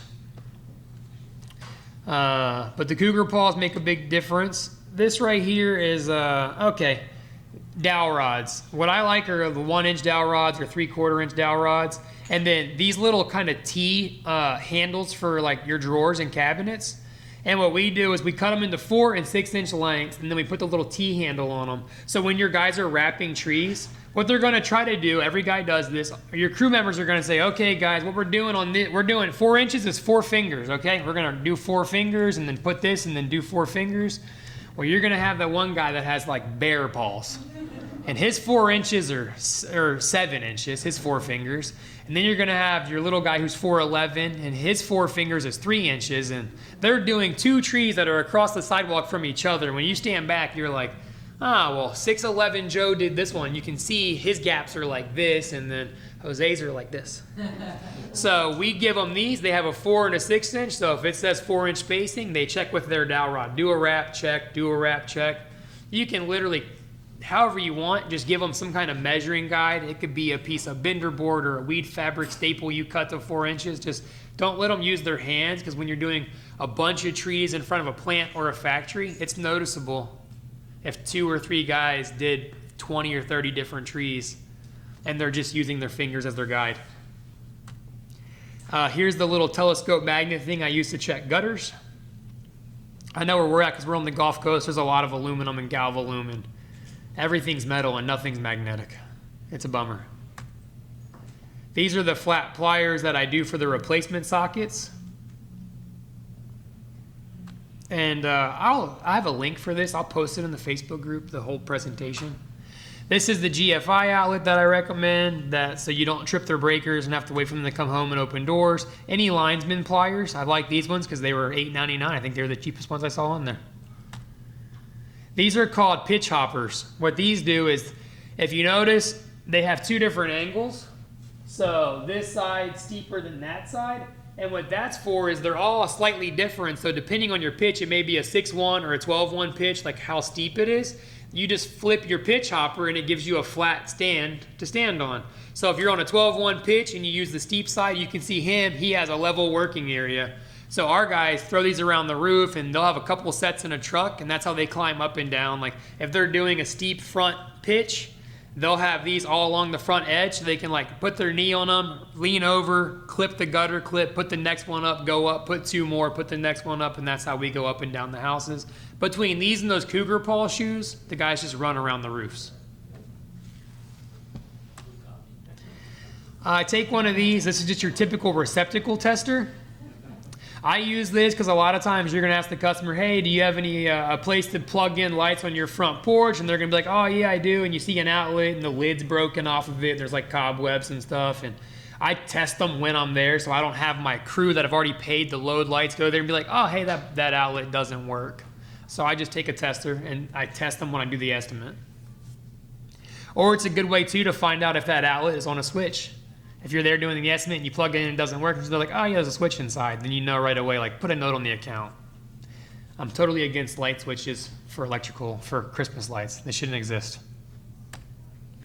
I use this to get under the asphalt for shingles, just to help pry it up just enough to tuck it in there. You should never crack a shingle. You're only prying it up, a quarter to a half an inch just to get your shingle tabs in underneath of it. And then this is like the remote. Any brand works, but I highly recommend one that has a remote. You'll have a lot that have remotes without the keychain, and that you just lose them. Your guys put them in their pockets and their belts and the trucks, but we put ours on giant pink lanyards. So, because what happens is a lot of times Christmas lights, you're in such a time crunch, you're installing lights at night. You have day crews and night crews. And so they're trying to pick up all their tools at 7 or 8 p.m. at night, and they're going to leave the lanyard. They set it down in the yard or the concrete, and there's no telling where it's at. The lineman pliers, plan on buying a lot of those. You're going to find a ton when you're doing your takedowns, and you're getting back on roofs. You're like, oh, here's a set, and there's a set. They end up everywhere. All right, this is my favorite stapler. I circled the model number for you guys. The reason I like this one is it has a cutout, like a guide, that perfectly matches Christmas lights, the width. So if you use this stapler, you will never staple your own lines for the most part because the guide is just perfect. And I've tried the other low voltage ones, like Arrow sells one at Home Depot or Lowe's that's low voltage and it has like a half circle guide. I like this one because the guide is a rectangle and the Christmas light wire is a rectangle. So maybe it's my OCD, but that is the model number. I couldn't find one to buy to have here, so they're getting very hard to find. We got one at Home Depot. Did you? Yeah. I just recommend getting one with a guide of some kind. Don't just wing it. Here's a pouch. I got one over there. All this is for is they're going to put in their electrical tape, their pliers, a bunch of the plugs, your male and female plugs, zip ties, your dowel rod, putty knife, binder clips, extra gutter and shingle tabs, things so they're not going up and down the ladder on and off the roof. For every one of your installers should have one of these with their own little set of tools. What we do is we have a tote that's just called hand tools, and it has our GFI, our timer, our lanyard, our pouches, all of our linemen's pliers, everything that we use, like the installers use to do the work, goes in one box. And then all the other totes have the materials. So we just put a bunch of tape on the outside and just put toolbox. And so they throw that one out first, run their extension cord, put their timer, and get ready to get set up and pull the whatever the caddies, the wire caddies out of the trucks. These are the totes I like, whatever ones, the cheapest ones that won't break. They will get pretty heavy. I wouldn't recommend doing the 27 gallon in the picture. I like the 17 gallon because it's smaller. The 27 gallon, if you do big houses and you have to fill that whole tote and you stack them up, the lids start breaking. So I do the smaller ones. It's kind of like, yeah. This time with totes, we're talking best practices. Pull your tote out, roll the tools first, do this. Is there a sequence you like to follow, your team follows every time so nothing gets skipped? Yeah. Efficiency. Yeah, so all they really need is the first thing they always do is grab their hand tool box, put it in the front yard. Then they're going to grab an actual extension cord, not one that we make, but the installers have a big 100-foot lime green one. They're going to run it from the front porch all the way out to the front yard. So there's a good line of sight from the roof to the plug. And then we're going to put our GFI and our timer with the remote. And then a good trick too is if you buy a couple of the same timers, the remotes are all universal, so every guy on your truck can have a remote to that timer. So that helps a lot too, so that they can all turn them on and off as they have to make cuts. And then once they get that done, they're gonna go ahead, and that's when they're gonna plug in their wheel cart with their lights, and they're gonna start bulbing. You're gonna have one guy start bulbing the spool in the front yard, depending on what your estimate says, multicolor, cool white and red, whatever the pattern is. He's gonna start bulbing, and then once he gets probably 20, 30 feet done, you're gonna have one of the guys start putting them on the roof. And it's pretty simple because you can kind of tee off of your wires, and I'll show you, but you're always gonna come back to one plug on the front porch. Ideally, you'll do the whole house off one plug. Even if they do like the house and the windows and dormers and their sidewalk and all that, we're gonna get it all down to one plug. So these are my recommended tools for the first year. Feel free to take a picture. That's how many I think you should have of everything. That's how I break down my totes. So I do one tote, and I just put a cardboard, like a piece of cardboard in the middle. One side's female plugs, one side's male plugs, and then I have one tote for warm white minis, one for cool, one for multicolor. Your first year, you might just have one that has half warm white, half cool white, and then one for multicolor if you have less material. And then one tote for each color of the big bulbs, and then one for shingle tabs, one for gutter clips. Then your hand tool one for your tools, your wire, replacement sockets. That's kind of like your service call box. And then you're gonna have one tote for just all your timers. That's kind of how I break it down. The guys will say, hey, I need the blue bulb tote, I need the hand tool tote, I need a timer tote. And they just throw them out in the yard and they start grabbing their stuff. Takedown and organization. This is where I love to keep it simple. I get these exact zip ties at Walmart because they come in the same exact color as highlighters, which is great. Because when you're taking down the house, say you take off the whole section for the garage and the right side of the house, that's one wire. You take that down, you give it a lime green zip tie on the paper, on your graph paper, where you're just rough sketching out the house, like a wireframe model of the house, right? Like front roof, front door, garage door, like you're just rough sketching it. I will highlight that garage roof section in lime green because I know, okay, next year when I'm taking the wires out of the box, I grab this wire, I pull it out, and it has a lime green zip tie on it. I'm like, where does this wire go? I look at my paper, I'm like, it goes above the garage. It is that simple. You guys know, okay.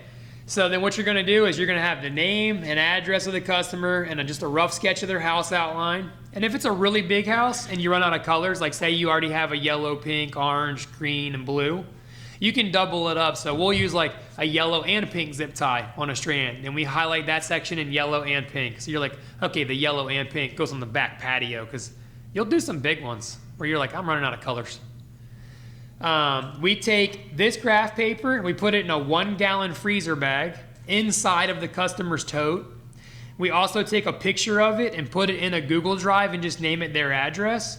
So if we lose the paper in the tote, we have the diagram, because if not, you're redoing the whole house from scratch the second year. It's really tough to reverse engineer a box of lights onto a house that have all been cut and clipped, and so you're just gonna start from scratch if you lose your diagram. And this is a simple enough way that you can train a guy in one day. Like literally a couple of hours, like, hey, here's how you draw it out. Here's highlighters, zip ties, graph paper, and an extendable painter's pole. Here's a list of 20 houses to go take down.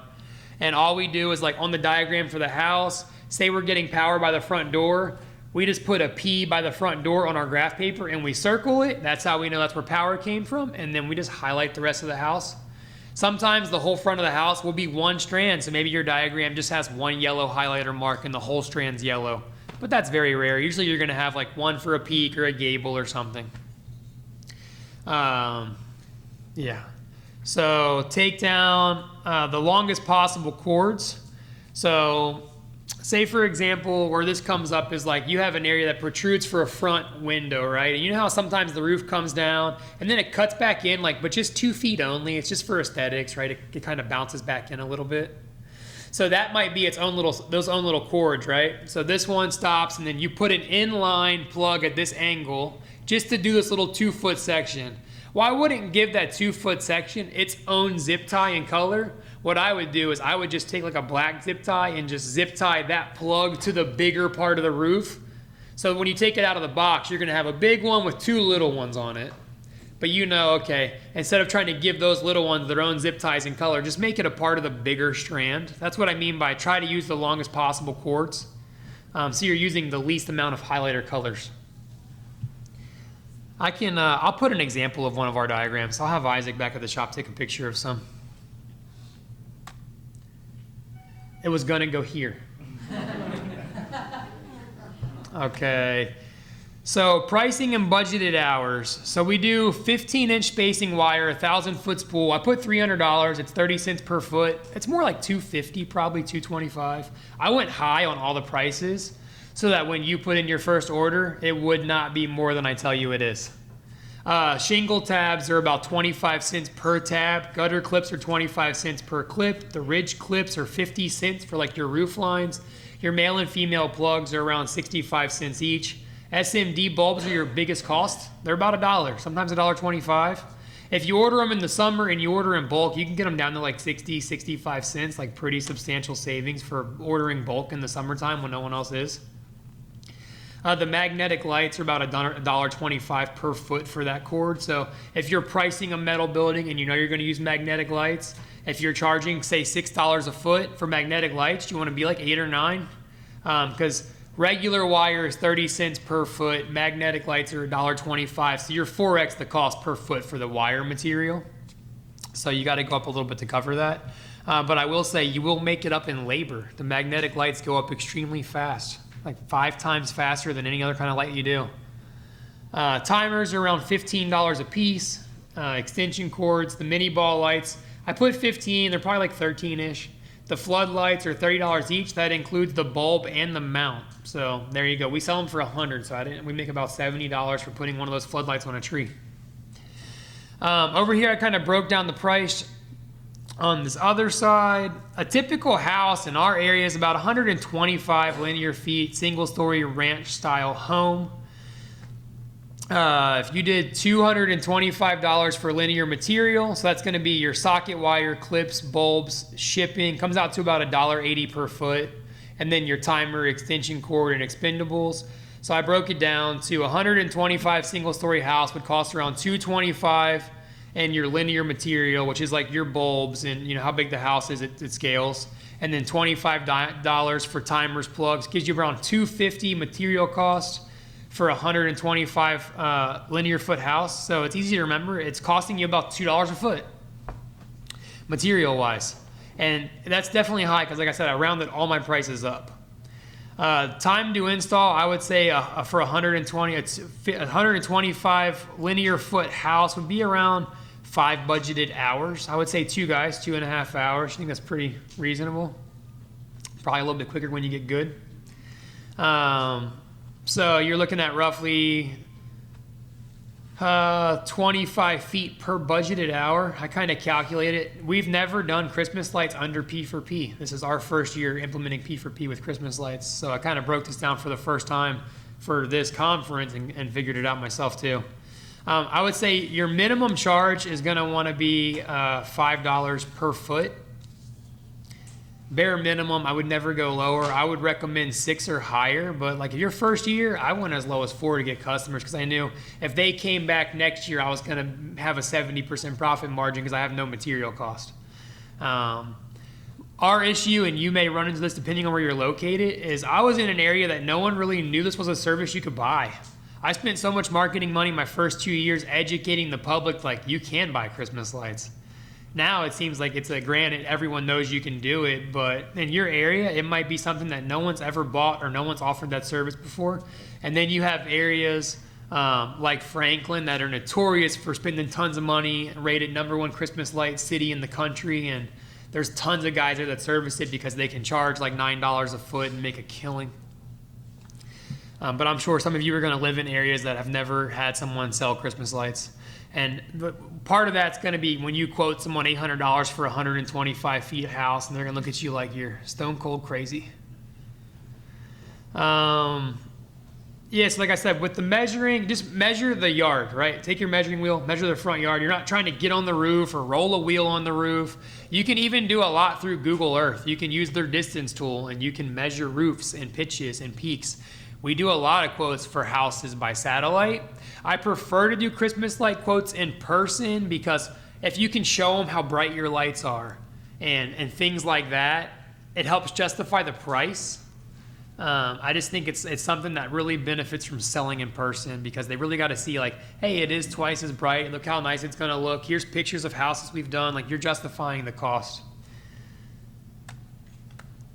So I had here, if you did a 33% P for P split on a 75 man-hour cost, that's what this is.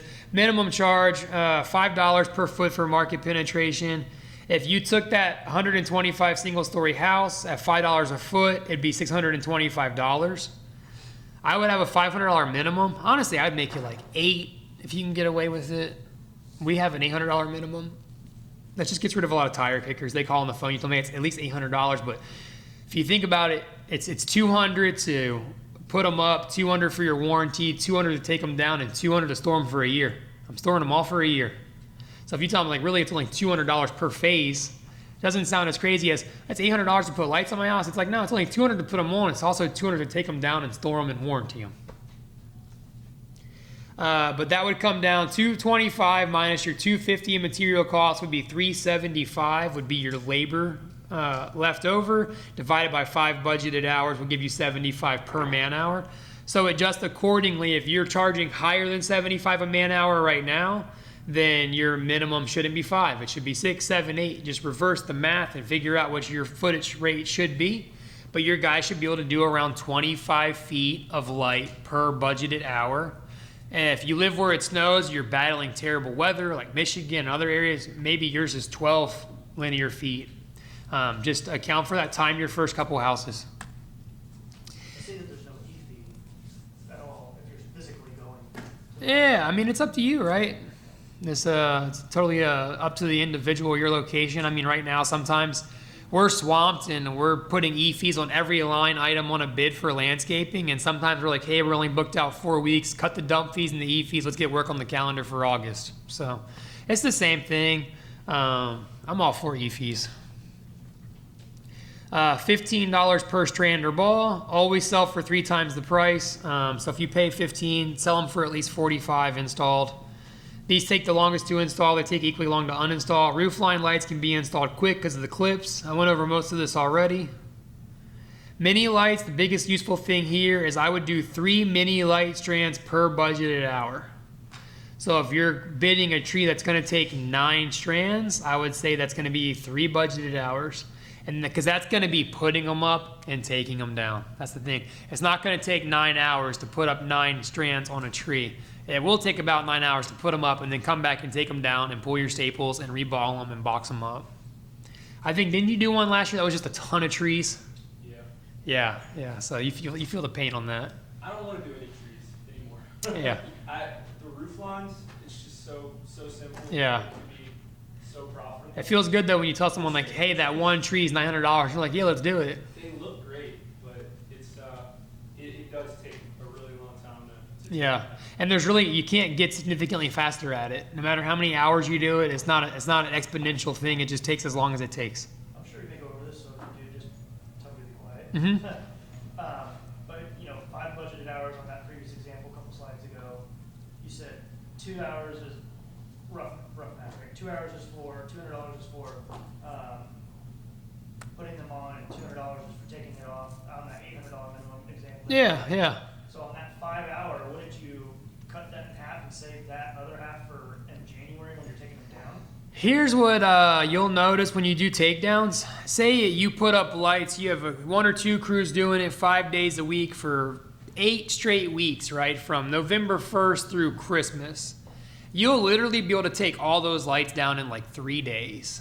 The takedowns are so fast. So we just have management go and take down. Like my general manager will go in 3 days, he'll have all my lights down.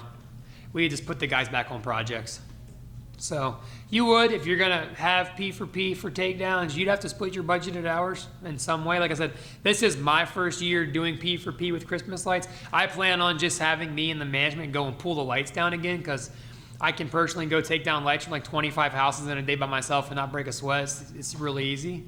And then if we have like a job with a lot of trees, I'll probably just offer the guys cash or gift cards to come help me take down the tree jobs. So you think probably if you were to do that off the top of your head, like a 90-10 split? Yeah, I would definitely 90-10 would be close. Yeah, the most of the time is installing. Right, but taking down, like, you know, that's only gonna take 10 or 15% of the time here to do it. Yeah, your typical house, just a roof line only, you would say like about 125 feet. Your takedown is going to be like 15 minutes. I mean, it's especially like you're just doing one highlighter, one front roof line, one timer, throwing it in a box, like in and out, 15, 20 minutes. And I think, you know, 5 budgeted hours to install a house like that might be a little much. Yeah, I definitely went on the higher side. So P for P would definitely be obtainable. Yeah, I think, like, I know my guys who have done it for years, and if I gave them a 125-foot house, I would expect them to have it done, like, in an hour and 15 minutes, hour and 20 minutes. 2 guys. Yeah, they And flow. that's just your first year. Like, once you already have it cut and, Yeah, you know, custom done. you probably put it up your in, second year and every year following. yeah, probably 30, 45 minutes to reinstall a small house that you already have done. For sure. Okay, so this is like whiteboard territory math. This is just breaking down what I explained earlier. Take the circumference of a tree. If you're gonna do a 4-inch wrap, know you're gonna have that circumference times 3 per linear trunk foot of a tree to figure out how many strands you need for a tree. So if the tree is 36 inches in circumference, you know you have 9 feet for every 1 foot of trunk you're covering. Divide your total linear feet by basically the 21 foot that a ball comes with, and you know how many strands you need to light that tree up. And it gets a little overboard because trees get skinnier, right? Don't overthink it. Just take the fattest part of the tree and calculate the whole tree. You're never going to come up short. I used to go and be like, okay, this branch is, 6 inches and it's 8 feet long, like my first year, like, no. Now it's like, hey, the base is huge. It's going to take a lot. Yes. How do you decide whether you're doing 4-inch spacing or 6-inch spacing? Is it kind of like customer expectation? I default to 4 all the time, unless they're a cheapskate, and if 6 will get the job, I'll do it. Okay.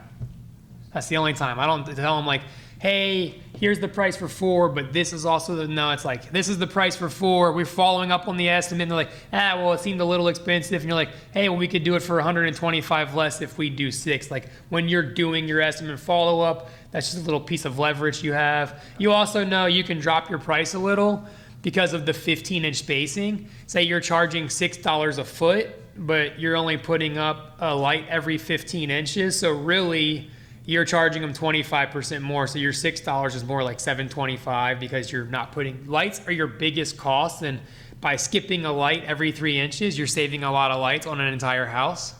So you can also go lower in the price as a negotiating tactic because they're paying for more lights than they're already getting.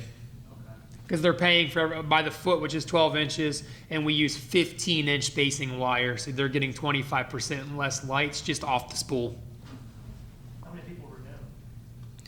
The majority. Yeah, 80, 90, so. At least 80 for sure. Very rarely do they not come back unless they like moved or sold the house or something. Yeah. Do you have any like extra costs if they like want to switch up anything the second year as far as? So that's what I was kind of saying earlier. Right now, we've always marketed it like, hey, rent the lights because you can change colors from year to year. Maybe this year you want blue and white. Next year you want red and white. Like you can mix it up, spice of life. That's the beauty of renting. I wish we never did it because it takes so long to unbulb a whole house, and it gets rid of the whole benefit of like, hey, I'm selling you the same lights 2 years in a row. Very rarely do I have customers that switch. I think I have like 3 or 4 that switch every year out of 100-ish. But every year, like, all right, let's unbulb all of Joe's stuff because he's going to want to do blue this year. So I would just never offer it unless it's just something you want to do. It was one of those where, like, by the time we realized it was a mistake, we had too many people that we had told we would do it. And we had so few that were actually doing it, it wasn't worth. Like, we don't tell new people for the last couple of years, we don't give the option. But if someone has been a customer for the last few years and they want to do it, we'll still do it. But yeah, I would charge more if they want to swap because you're adding a lot of labor. Okay, so the real money is we don't sell the lights. We lease the lights as a full service. This is the most profitable way to perform the service. The first year you'll have to pay for materials. Your repeat customers will get the same lights for years to come. Your profit doubles as you don't have the initial 50% being ate up by material cost. So if you look at our 625 example, Our material cost was $225 of that, so rough math, like 33% material cost year one. You won't have that the year two. That's when you're making your most money. I would say expect like a 20 to 30% profit margin on a year one house. And then where you're really going to see it is like Dylan coming in the year two. He's probably going to get 80 or 90% of everyone he did last year, but he's not buying anything for those people. He's just taking his totes and going and putting the lights back on the house and collecting checks. Do you do a multiple year contract? I- Make sure it comes back the second year and third year. No. I don't do any contracts because as just a personal preference, I'm just totally against contracts. Like, I'm so glad cell phones don't require them anymore because I used to really grind my gears to have a contract for a phone. So we don't do them across the board. Projects, mowing, fertilizer. I feel like if you do a good job and show up, you don't need a contract to get the repeat business. Someone who doesn't do a good job needs a contract to keep the business. One thing I would recommend is if you're interested to get your seed money for your first light order, send out a one-click estimate email this month. Send it out, Christmas in July. Do a scarcity close. Tell them, hey, get your order in now. You know, all the lights do come from China. Shipping containers are getting more expensive. They might get stuck in the ports. We foresee cost being more expensive in November and October than it is now. So I can give you a 10 or 20% lower price now. Because they don't, if you're doing $5 or $6 a foot, they don't know if you were doing 8 before. You tell them, hey, we were at 8, I'll do it for 6. Lock it in now. That way you can go ahead and collect the checks. Get all the money now, cash them, put your order in. We just sent out one for Christmas in July, and we sold, I think, roughly like 12 or 15,000 in new customers that are mowing for right now that wanted to go ahead and get their lights locked in for this year just by sending the email. And if your mowing guys are pretty good with like a measuring wheel, they can easily do Christmas light quotes for you. They're just measuring the roof of a house. Could you give me the one quick estimate email that I could put up on market? Oh yeah, the document? Yeah. Yeah.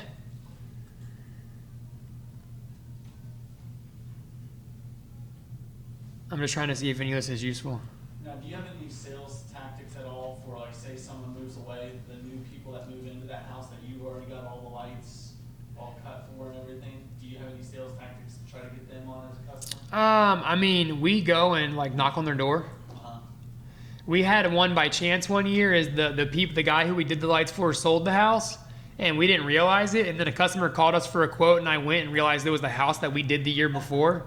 So I gave them like a really good deal because I already had their lights. I think I did it for like $4 a foot because I already had the lights, and I really wanted to put them back on their house. I'm like, I just have money in this box. You need them on your home.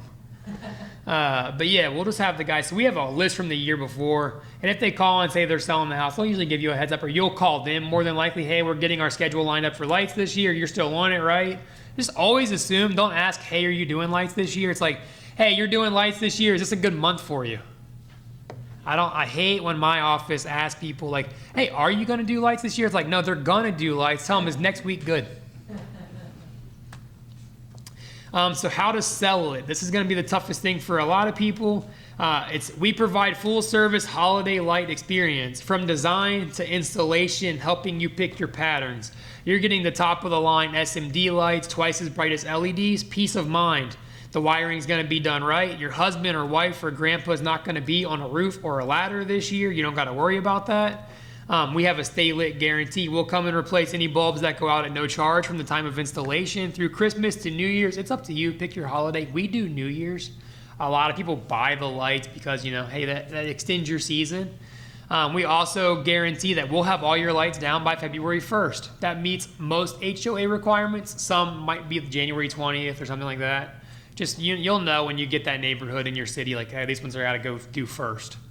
But we just tell them, like, the beauty of it is, you know, you call us out here one day, you come home from work, you're tired, your house is lit up and looks beautiful, your wife and kids are happy, and then one day you come home in January and it's all gone. That's the beauty of it. Like, how nice is that? You come home, your wife's like, we got to put the lights up, we got to put the lights up. You make a phone call, the lights are up, you have fun, the holidays come, New Year's comes, you come home January 12th and they're gone and done. They're not in your attic, they're not on the porch for you to carry up into your attic, because you're going to battle people in your area that are cheaper and they make the customer store the lights. That's like a real pain point. Because then it's like, hey, I'm going to have this box that weighs 47 pounds on your front porch, and you have to get it in your attic, make sure it fits through the hole. Like, stress that when you're bidding it. Like, hey, do you know if a 27-gallon tote's too wide to go in your attic hole? Will it fit up your stairs? Do you have the space for it? Like, oh, with us, we're just going to come one day when you're at work, and we're going to take them down, box them up, put your name on it. We're going to put them at our shop. You never have to look at your attic door.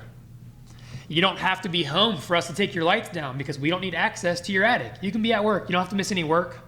Whereas the other companies that want to store them for you, like, they might be nice and say, hey, we will put them in your attic. But guess what? You have to be at home for that, Mr. Jones. And with us, you just come home and it's done and the Christmas is over and you just forgot about it. You paid back in September or October, you know, so when it comes time to take them down and store them, you're not even writing a check. It's just over. There's no final payment. That's why I don't recommend taking a half down and putting them up and then taking a final payment when you take them down. Just take it all up front because it makes it feel really good when it's just done. There's no final transaction or rub point. They just come home and it's all done. And also, they've already had your lights all season. If you let them pay half when it's done, there's a lot of people that are like, well, I already had lights for all the holidays. I really don't need to pay that. I just won't use them again. They've already got all the value. Again, I stress, don't offer discounts. Just don't do it because it spreads so fast. You give one neighbor a discount. It's just like mowing. They know. Oh, Terry got a deal. What did I see here? You said you would recommend one knowing the Christmas in July post, right? Or is that just Yeah, well, what you're doing is you're giving them a pseudo discount. Yeah. You're saying they're getting a discount for doing it in July, but I don't. I go out and I measure their house and I tell them, hey, it's 100 feet. That's going to be $600. It would typically be $800 if you called me in the winter, but I can lock you in right now at $6 a foot. You're just speculating that the price will go up, so just buy it. We're selling Christmas light futures. Yeah, that's where we're at. But yeah, I mean, your email, you make it sound like, hey, we're doing a 20% discount for the holidays. And then when you go, you're like, oh, you know, usually it would be $1,200, but today I can do $7, and it's the price you would have charged them in November. Yeah, I don't ever give real discounts. Discount is for you to buy them. Yeah, you will have people ask you to just buy their lights because this is going to happen. Just like you're mowing, your quote says $1 per man per minute or what have you, you know, and then you do the first time cut and you get the phone call like, why is it so much? And you explain it. Well, I never saw that and I was never told that. And it's like, oh, it's crazy. You never heard about it before. You're going to have Christmas light customers that when you take them down, they're going to be like, oh, I'll keep the lights. And you're like, no, sir, you leased them. What? And the quote says, holiday light lease. In the description, we do not sell lights. We own the lights. And you're going to have people that think they bought the lights. So if you're a good salesman, you'll keep them the next year. But you got to break the tough news that they don't own anything. It happens a lot. I stress it over and over. I tell them in person, like, we just lease the lights. And a lot of people want to know why you won't sell them the lights, and you don't want to come out and be like, because we're greedy and we make more if we don't sell them. So I just tell them, hey, for insurance reasons, our general liability won't cover any electrical fires or things that might happen if we don't physically own the product. The company has to own it for our insurance to cover it, and no one's ever questioned that. So that's my go-to lie. So what's your kind of baseline on the conversation with the customer? Like, I know you said a normal house is, ranch house, 125 feet, whatever you want to make the example, but they've got dormers, or how do you typically assume that they want that, or? I just ask them. Yeah. Usually they're there. I like to get them there so I can show them the lights. Right. Or if you're talking to them on the phone, I just ask them, hey, do you want to do your second floor? And Brittany and everyone in the office, we've done it for a lot of years, so they know, like, are you looking to have trees done, hedges, walkways, sidewalks? Do you want to do your second floor dormers? Are we doing just what you can see from the street? Or do you want to do the backyard? Are we doing backyard only? Like, are you having an event or a company party that you just wanted to focus on the backyard? You learn the pre-qualifying questions. So you show up with a drive-by estimate, and it's like, hey, front roof line, front sidewalk and trees, 3 separate line items. So we'll tell them, hey, the roof's $600, the trees are $1,200, the sidewalk's $300, and they can piece it together. Do you have a height, like how tall the building is before you say no? Nope, we don't. We use man lifts. We also have guys that climb 80-foot palm trees with telephone spikes, so they are not scared of heights. And the best people to get for Christmas lights, because some of you are going to be in areas where it's booming. Like I know Franklin. I have a friend there that does them. He only does Christmas lights, and he has a house that he retires to in Belize. He just comes here for Christmas light seasons. He hires college seasonal workers, and he does $3 million a year in 90 days. That's all he does. He comes in, has all of his trucks. He pays for storage units year round. He pulls everything out in October. They do lights until December 15th. And then they take down, they store them in his warehouse, and he flies back to Belize. $3 million a year just doing lights. He sold all of his other companies and just kept the lights. But I know Franklin's a big one, but roofers. Roofers are great Christmas light people. With P4P, they can usually make better money, and roofing is generally slower in the winter too. Just like all construction, right? It booms in the summer, the winter it slows down. If you live where there's snow, they might not be putting roofs. You can usually go and find roofers who will put up lights faster than anybody. And college kids, because they have their winter holidays. You can pick up a lot of part-time college help for Christmas lights.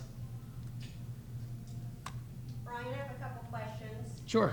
So if you already have people recurring each year, and then we're getting close to Christmas and there's a short window for estimates, if you don't have time to do the estimates, is there a way that, like on Google, to ask the questions, measure the property, and give them a price over the phone? Yeah, I would say you could do everything over the phone but trees. Okay. Pretty much, but like sidewalks, driveways, you just use the distance tool instead of the area. Okay. And like Google Earth Pro. And then same thing with the house. And the good thing is Command will have a 25% buffer because we're bidding by the foot. We got 15-inch lights.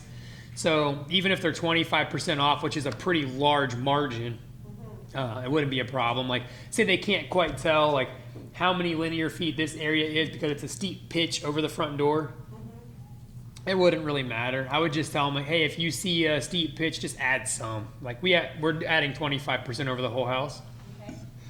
But yeah, I would definitely bid them over the phone easily.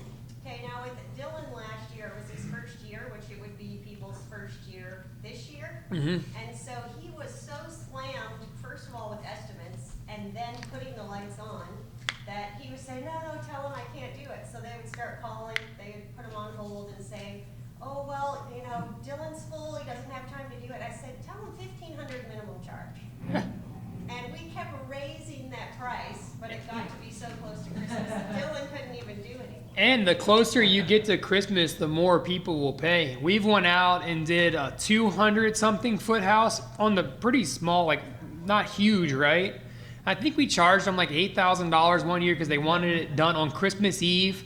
It was a house on an island, and they weren't going to have Christmas there. They were going to have it in like Round Rock, but at the last minute, they changed their mind and wanted to come to their island house. And so I was like, yeah, for $8,000. And the guy was just like, and you can have them up before Christmas?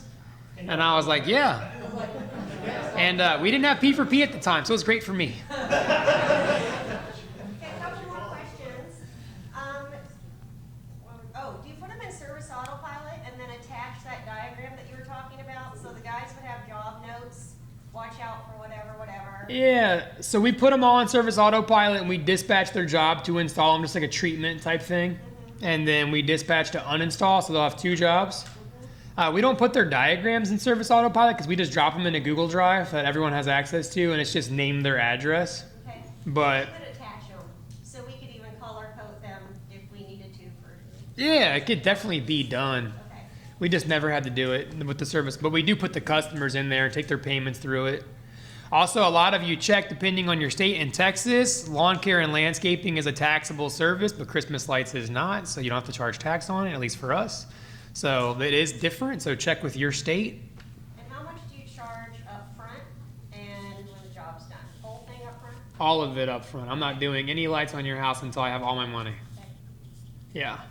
Because once all the lights are on the house, you have no leverage. You don't want to take them down. You're already swamped. The last thing you're going to do is take them down because they won't pay because you're so busy trying to keep up that even if you have the threat, well, I'll come take them down, you're not going to follow up on it. They probably know you're not going to follow up on it. So I just like 100% up front. So if everyone priced theirs the same, kind of, then Command could put the budgeted hours and everything from your pricing. I think so, yeah. It may change depending on snow areas. They might be slower. Okay. So I don't know. I'm thinking with like heavy snow areas, probably like 12 linear feet per budgeted hour. But I don't know. I thought Ryan was crazy when he said $500 minimum, because Louisiana's like, you know, a lower income state. I thought people aren't going to pay that. So, yeah, I was shocked though by like how many leads I got. And then I was getting accepted like a ton, you know, way over 500, raised it to 1,000 as the season went on. And then I made some contacts with like other people in my area doing Christmas lights. Come to find out, I was charging way too little. They were doing 2,000 minimum and getting all the work they could possibly need. So if you're telling yourself that like this won't work in my market, with Christmas, people are crazy, and they'll pay just way more than you think. So don't be afraid to charge high. So even at a $2,000 minimum, we just want basic work, you would still just be that minimum charging. Yeah, like just the front roof line. Yeah, easily a couple $1,000s you can do it. And some of your areas, it's going to be insane. The numbers are insane. I live in like a super low income area where like no one really wants to buy, and it's tough to get $6 a foot. And then I hear like how he did in Baton Rouge, and I have a buddy that's in Franklin, and I hear their numbers, and I'm like, I just need to move. Beach, right? Where's better than that? Yeah, certain areas, right? But with every beach town, you have the people that live out of state and own all the houses there, and then you have all the staff that works at the restaurants and stuff. So they're either living it up or they're messed up, huh? You know, depends on what side of the tracks you're on. Also too, what I was gonna say, because I've noticed this, like, if he goes and does the quote, some of like the wives who stay at home, they're like, okay, send it for like 600, but I'm gonna give you the difference in cash, because she doesn't want that in the seal. That happens a lot. It's happened, like, she's like, no, don't send it for that much, send it for this much, and I'm gonna pay him cash. They'll do it, like, they're. I would say that happens at least 10% of the time, where we'll tell them, hey, it's going to be, say, $2,300 for your lights. And they're like, all right, well, just send me an invoice for 1,000. I'm going to give you a check for 1,000. I'll give you cash for the difference, because I'm going to tell my husband it's $1,000. Because the husband will see the price and say no. Yep. Yeah. So that happens. It's up to you how you want to handle that. I always just do what she asked and collect the money. Whatever you said that you're collecting the payment up front, I mean, that's like as soon as you close the job, you send them an invoice for the job. Yeah. And you don't even schedule it, just like a deposit, right? Yeah, we just take the full payment up front and we'll schedule the job. We're going to go put their lights up. Right. Usually we're putting lights up the next day, like within 2 days of you approving it, because we ramp up for Christmas lights. So I have guys on standby because I know it's just going to show up overnight and then it vanishes. I was just curious how that. Yeah. Yep, we take it all up front, and like You're there with them, you take the check home. the biggest mistake you can make year one is not ordering enough material. This is my recommended first order. This order will probably cost you around $7,500. Like again, I rounded prices up, so I think it'll be cheaper. But you can ask Dylan. I gave him a similar recommended order. I think it was like $5,000. He didn't do it, and his biggest struggle was running out of material as the season goes on, because everyone sells out. Because like I said, they all order in summer from China. So when they all run out, there's no place to go get them. It's just like, hey, we're done until they ship more here next year. So the first thing that runs out every year is the 15-inch spacing wire. The big spools, they'll be gone. They'll be wiped out. I bought 2 pallets of them last year, and we paid around $180, $190 a spool when you buy them by the pallet. And we got to the point where like around December 10th or 11th, I had guys calling me because the distributor I bought them from told people I bought 2 pallets, and I was selling them for $600 to $800 a spool to other companies in cities that could charge $10, $12 a foot. So they didn't care if they paid $800 for that spool because they're selling it for $10 a foot and there's 1,000 feet.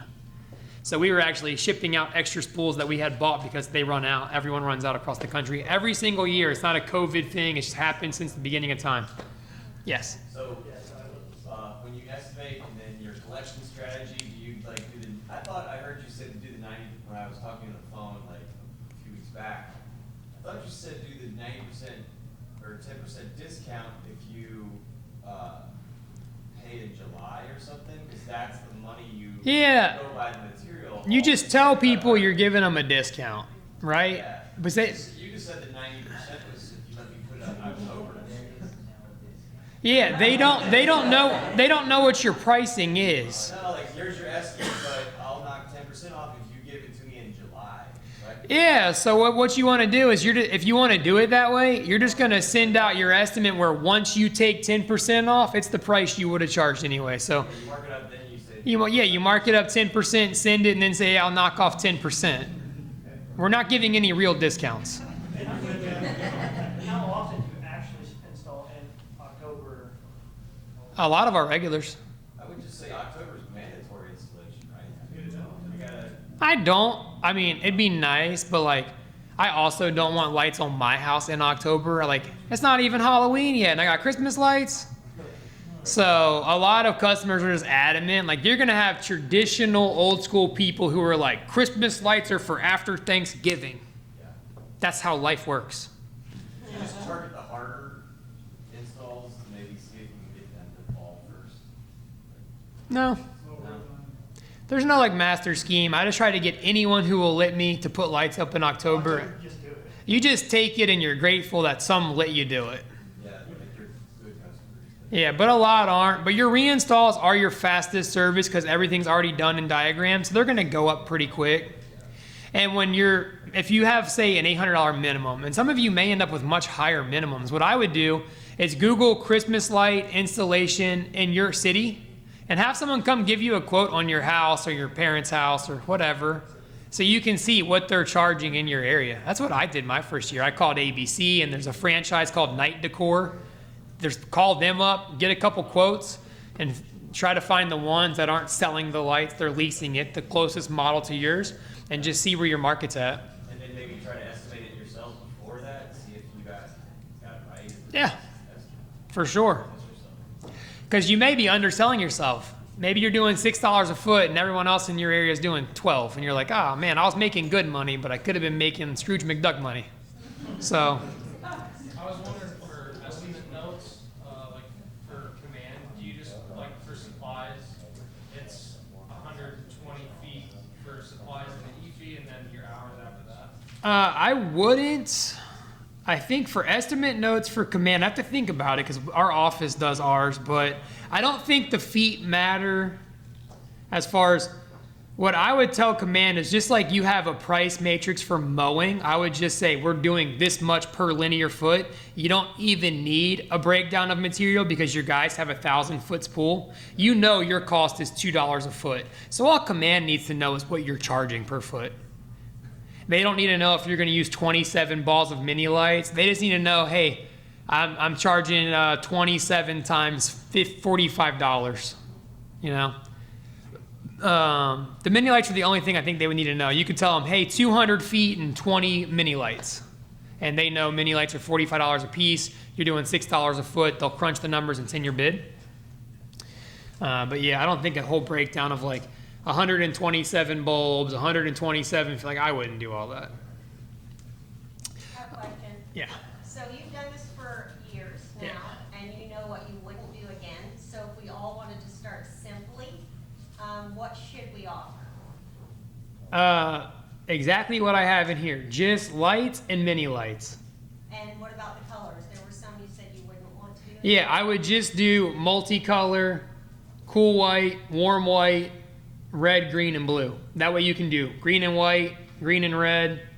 You can also do red and white, blue and white. It's always going to be something in white. So you would offer a theme, the candy cane or? Yeah, people love like it. that? Okay. People love the themes. Just Yeah. my experience in my market, we did 95% warm white. Like I Oh, offered, yeah. you know, the candy cane and everything else, but people just in my area, they just want white. So Yeah. if somebody Well, you might have like a really big heritage district, like traditional housing, brick homes, something like that, and the warm white really pops. I find with traditional homes, they want to keep traditional lights. Yeah. Yeah. Whereas like we're in a beach area, so every house is pastel color. It's blue and yellow and lime green, and like warm white don't look so cool in a lime green house. But this is my recommended first order. Did they send any of the Michelle's cards from Reiner's in the boxes? They were supposed to put a bunch. Okay. Everybody's folder. Okay. So I'll get some information. I'll post it on the Facebook group too. There's a lady named Michelle at Reinders. If you have her info in your folder, just let her know you're with Augusta. We already have a discount set up with her. And then I have another one. His name is Josh Trees, and he owns WeHangChristmasLights.com and WeSellChristmasLights.com. I'll get his cell phone number for you. You'll get a better price if you call him directly. Because if you go through the website or call the website number, he has commission salespeople that work for him, and so he can't give you as good of a deal if he's paying commissions. Does anybody need a card? Okay, that works.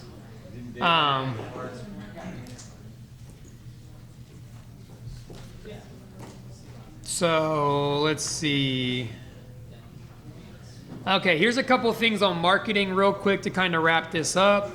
This is WeHangChristmasLights.com. So what they do is they're an affiliate marketer. They have their own website that they run ads to and boost SEO for. And you call them and say, hey, I want to buy all the leads for my city, Baton Rouge, Houston, whatever.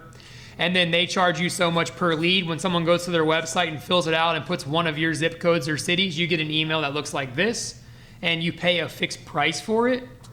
This is one I recommend, is WeHangChristmasLights.com. They get some of the most leads to get started. It's just much easier than running your own ads. Because Christmas season is such a short window, you don't really have time to get a second chance at your ads. If you mess them up or don't have the right negative keywords, before you realize it, the season's over. That's why I recommend hiring this company in particular, and I have a couple other ones, at least one. I've used this one for like 6 years and love them. When you hire that company, do you get the customer's contact info? Do you get all their, like, Yeah, so this is an exact email they send me. Like, I paid for this email. So it has their name, email, P.O. box, city, zip code, phone number. So you can put them in service autopilot and you can keep remarketing to them. Are they paying that company, or do they pay you directly? You pay the marketing company to get that customer's information. The customer hasn't paid anything to anybody. They went to a website to get Christmas lights, and that website is selling their information to you. Oh, okay. Yeah. So the customer has no idea that you're not WeHangChristmasLights.com. They just think you're an affiliate. We just tell them, like, hey, we're the local service provider. Because in our case, we did go to a class. It's called CLIPA. It stands for Christmas Light Installation Professional Association. Like, you can actually get certified to put up Christmas lights. I paid $2,500 and went to a 4-day class to teach you what you learned today. But because we're CLIPA certified, like, we have it on our ads website. It says, like, we're certified. You get all this special stuff. And that's how I met this guy, Josh, that does the affiliate marketing for Christmas lights, is he owns CLIPA. He's all in on Christmas lights. Another one is this one right here. This guy's name is Zeke Tomowski, however you pronounce it, Polish maybe. He puts up he'll build a landing page for you, and you can tell him, like, if you only rent, what your minimum is.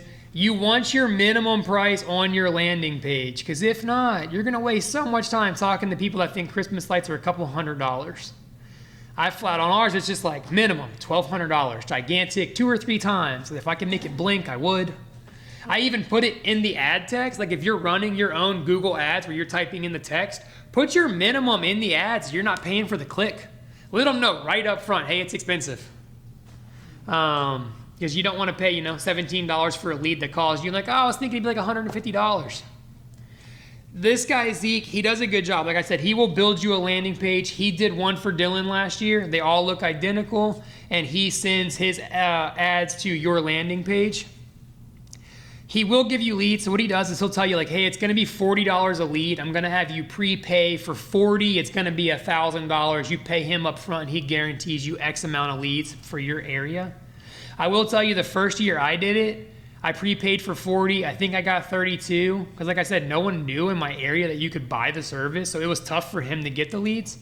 And he didn't offer me any kind of discount or anything. So if you don't give $40, it is what it is. I didn't get a discount. He wasn't like, hey, sorry, you got $32. Here's a credit for next year. But he gets me the biggest jobs. Commercial properties, HOAs, city halls, and things like that. Public libraries, I get from this guy. My only stipulation with him, and Dylan will probably agree, the dude's kind of a weasel. He's kind of a jerk.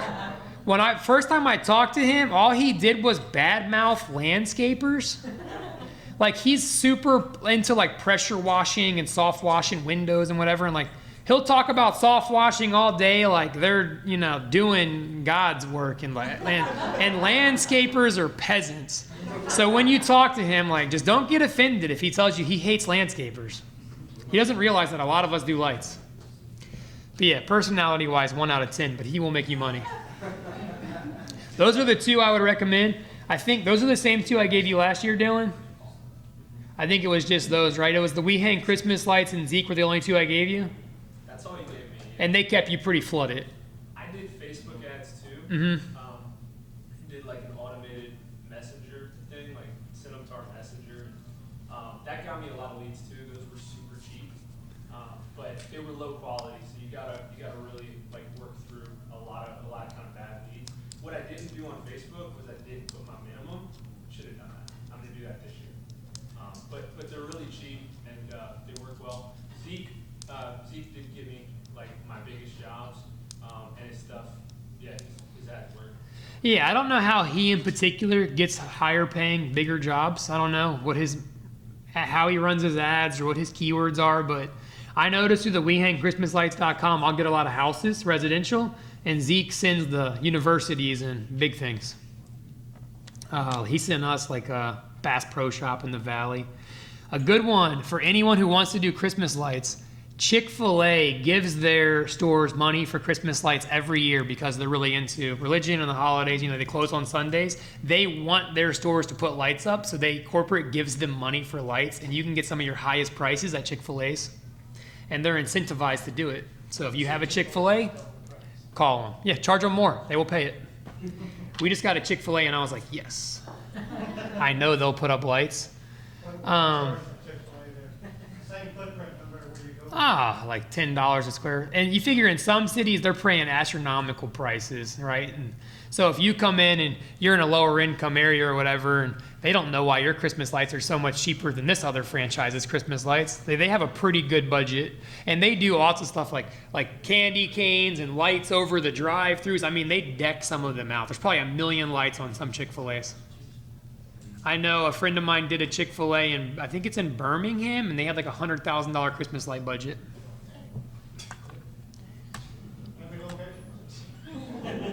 Huh? How many locations was that, $100,000? That was one Chick-fil-A. To give you an idea, we have a lady that we do Christmas lights for. We do just her backyard, like her fence, outdoor kitchen, pergola, like flagstone patio around her pool and all the sidewalks. She pays us around, I think it's $24,000 to $26,000 a year to light up her backyard for Christmas because her kids come home from Colorado and Tennessee for Christmas. And so every year she drops like $25,000 to light her backyard up. And she's gotten the same lights from us for 4 years in a row now. She's like multiple boxes. But, yep. Does anyone have any questions or want anything in particular? If not, I'll show you how to wire your stuff up real quick. If everyone wants on their website, we can't put the banner up top. We made one for the teams we did last winter, but just let us know in November, October, whatever. We can send her one like this week. Let me get a section of wire and I'll walk you guys through.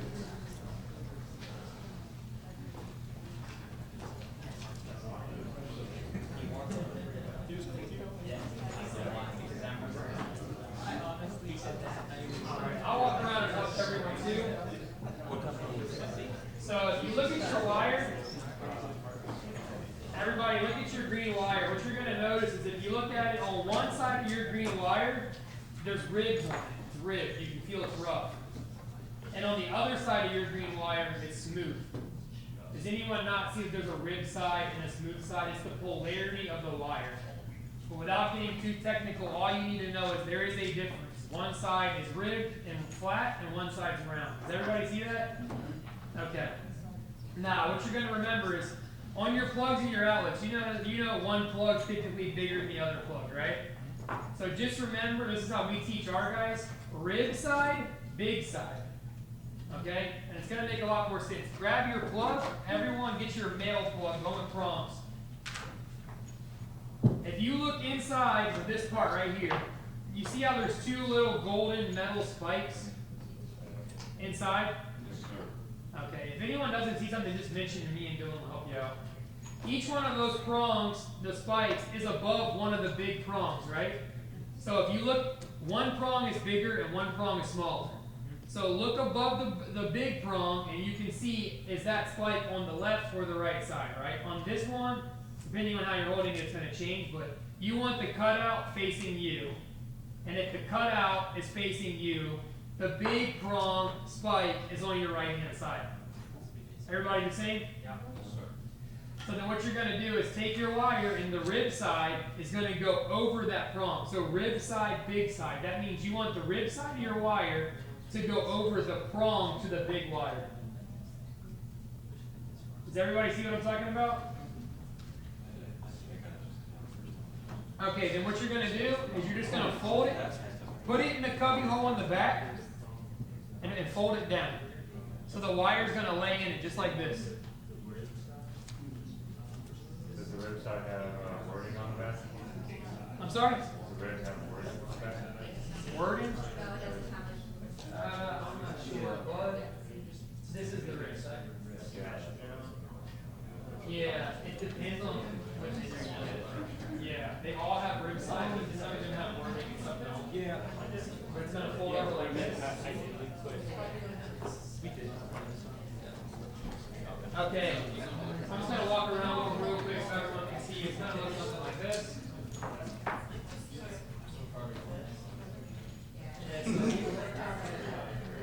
Here's your big prong. So then you're going to want the rib side. And you want it over that spike with the big prong.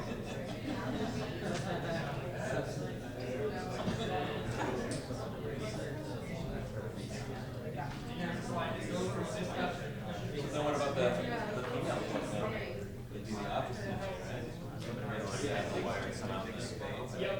Yes. So you're going to hold it over like that. And then you're going to slide your lid over. The lid's going to press the wire into the prong there. Everybody got it? You guys all got it? You guys all got it like this?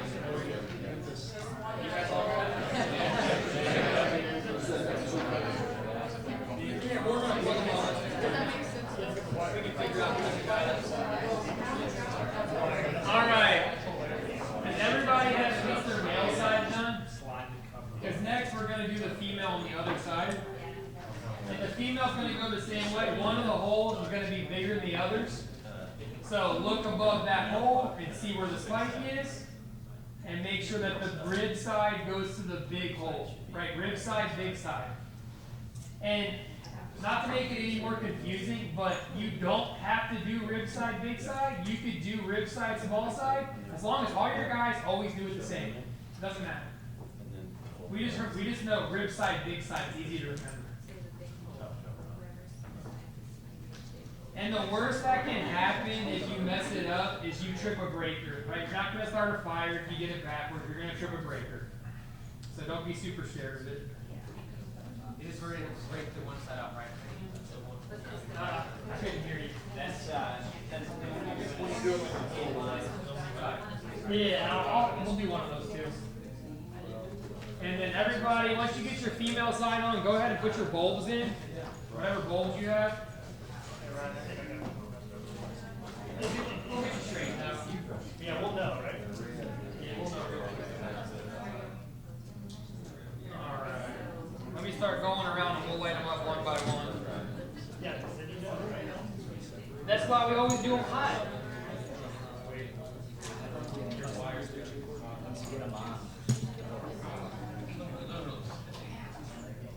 Okay, okay. just you last year? Oh, yeah, me and there you go. How many did you do? He did over 20,000. How many houses? It was less than. I think it was. But like you said, like 20-30%.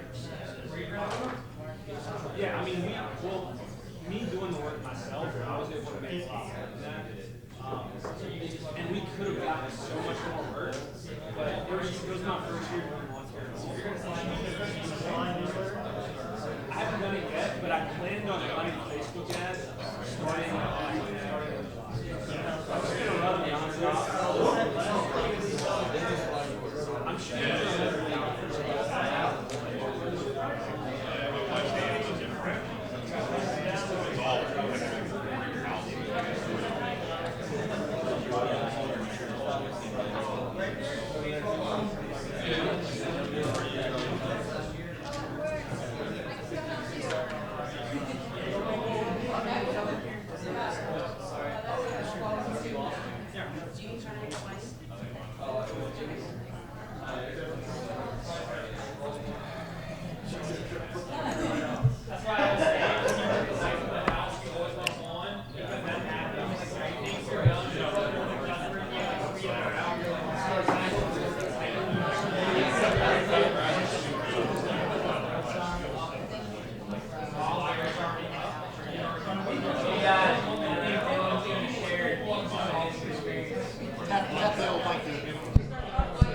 Yeah, guys.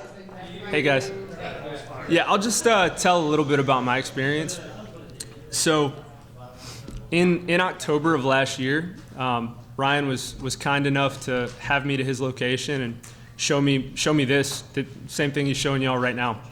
And I just had my son in September, and it was my first year in lawn care. And unfortunately, my wife. When my son was born, she got injured, and she hasn't been able to go back to work. So heading into winter, in my first year in lawn care, I was really worried. So I went to Ryan. He showed me this, and I had a lot of, I guess mindset issues, just that handicapped me all year. And then even after he taught me this, I just still had a lot of doubt that this would work for me, that this would work for my market. But just followed his blueprint. Ran ads with Zeke, ran Facebook ads, and the leads just came pouring in. It was me and one other guy, and I know this might not seem like a lot to some of you guys. I know some of y'all do a lot of revenue, but for me in my first year, 20,000. A little over 20,000 in 2 weeks with me and one other guy. It was a lot, and it just it made all the difference for us to be able to get through winter, me and my family. So yeah, there's tons of potential in it. We could have done way more, but like I said, I just had one guy. I was scared to hire anybody else because I didn't know what I didn't know. I didn't know there would be so many leads. But I do this year, and yeah, I'm planning on doing. I may be crazy, but I'm shooting for 100,000. So we'll see how it goes, and yeah, y'all should do it. Y'all should do it. How much was your order short the first time? You wish you'd had more? I just bought based on every accepted job that I got. I don't recommend that, but I didn't have a lot of money in the bank. Sure. So that's just what I had to do. Yeah. Just Every time I How would much get did you have to accepted go jobs. back, wish you had had? So I put a 5, I needed another 3. Turn down. Oh, I mean, yeah, I would, if I had the money, I would definitely recommend getting 7,500. That would have covered you your first year. Yeah, no, It was worth it. yeah. Except I don't know how much warm white he recommends. For us, like I said, like we didn't do any color. I mean, we did probably 2 houses with colored lights. So yeah, I would have needed a lot of warm white to not have to order any more. But yeah, other than What that, is this? Is this warm white? That's a cool white. We didn't do any of that. but I know he does it. You said one is more yellowy, the classic Christmas light look. I would say that like the more quintessential color, like old school, like. I do, I'm gonna be really Oh, we don't want mine. I already blew it up. You guys want to into it? It's already. I don't know what I did. I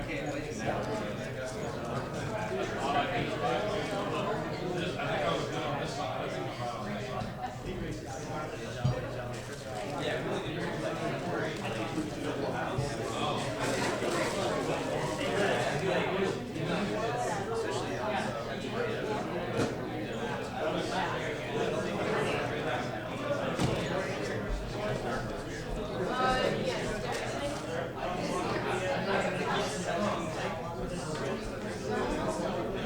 This is why you do it at state. Checking it all the time. That you're going.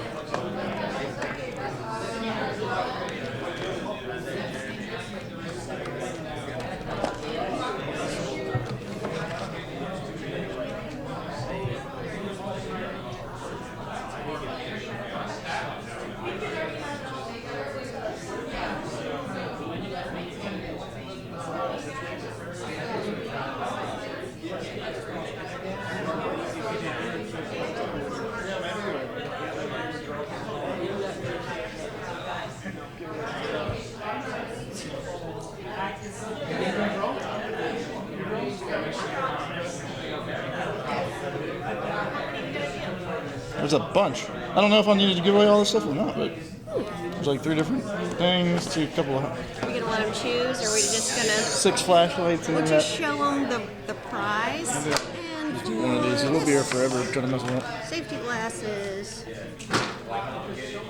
Cool, cool.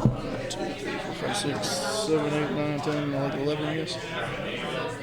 Oh, cool. Yeah, that's good. Oh, that's last. Yeah. The grand prize. Yeah. Okay, we'll start with these. All right. I guess we're gonna start doing the little drawing. We're gonna give away a little flashlight first. I'll let you pull a name. Are you ready? What does that say? Caitlin? Caitlin! Caitlin! Oh, can you read that? B? Yeah, B. Woohoo! Yay! You want a flashlight? Come and get your prize. You ready? Okay, what's the next prize? Safety glasses. The wall. Terrell! Oh, there he is. There he is. We'll do another one. Okay, we're gonna do another pair of glasses. And the winner is No Name. Sweet. I'll keep them. No. You want the numbers? Everybody ready? Everybody's got their thing? Oh, 3, yes. 4, 4, 9, 8, 8, 1, 3. 3, 4, 4, 8, 1, 3. Going once. Yeah, somebody. Going twice. Oh, there they are. Woo! There you go. Yay! Somebody did it backwards. There you go. That was me. Yeah. Okay, and the Thank you, next thank you. prize is It's camo. Regular camo. it's a camo mask. Yeah. All right. And the winner is Brittany. Yay! Pink, blue camo. Blue camo. And No? the winner is Pete Harris. Dun, dun, dun. Pete, there you go, sir. Yay. Oh, don't trip. I'll toss it to you. There you go. A American flag mask. American flag mask. And the winner is Dylan Martin. Yay! Yellow Yeti Oh, mug. a Yeti mug. All right. And the winner is Derek Doran. Oh, man. Woohoo! Y'all got something going on that side of the table. Look at you. Isn't that nice? Oh, a big one. 18-ounce bottle. I brought mine today. Yeah? Nice, nice. All right. And the winner is Alyssa Stead. Aaliyah. Yeah. Aaliyah Stead. have one more of those. Upgraded, 26 ounces. 26 ounces. Jason Storts. There you go. Yay. Sweet.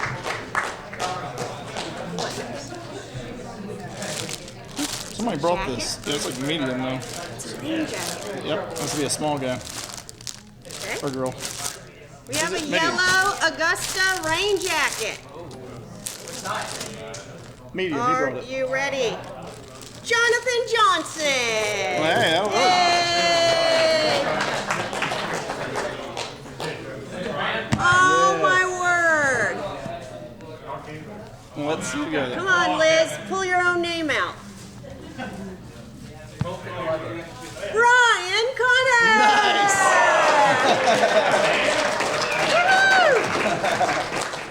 That's funny.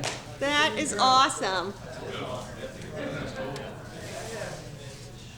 Sweet. Yeah, heck yeah. Awesome. Yeah, really. Did anybody have any questions for maybe Mike? One last kind of Q&A deal before we wrap up.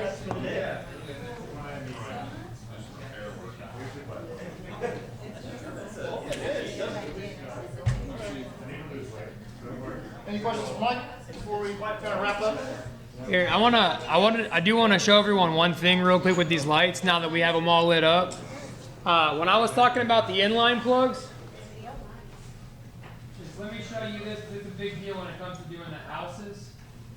You're going to have a section where you have to tee off, whether it's to go to a dormer or down to a window on the first floor, or maybe you're going to a wreath above a door, or you're going down to go around the front door, where you're going to want to put a plug in the middle of your line somewhere, right, to kind of tee off like a PVC tee fitting. And, what are those damn lines of wires show? Right here. They're my prize. See, that's why you lose them, that's why you find them at the end. You find them everywhere. So here's what I was talking about with that breakaway tab. It has that on there. You just peel it off. But I wanted to show you this for two reasons. For one, the power's on. Everyone can see it. And you don't have to worry about that. Everyone's like, oh, you run the lights when they're on, this and that. It's the same thing. You find the rig side, you look at your plug, you see which side that needs to be on.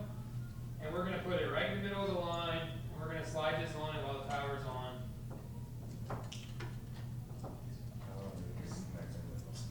Alright, so now we have a plug in the middle of the line, right? This gives you a lot of flexibility. Now we can drop down to a window or a front door, and then, you know, ideally, let's turn this light on.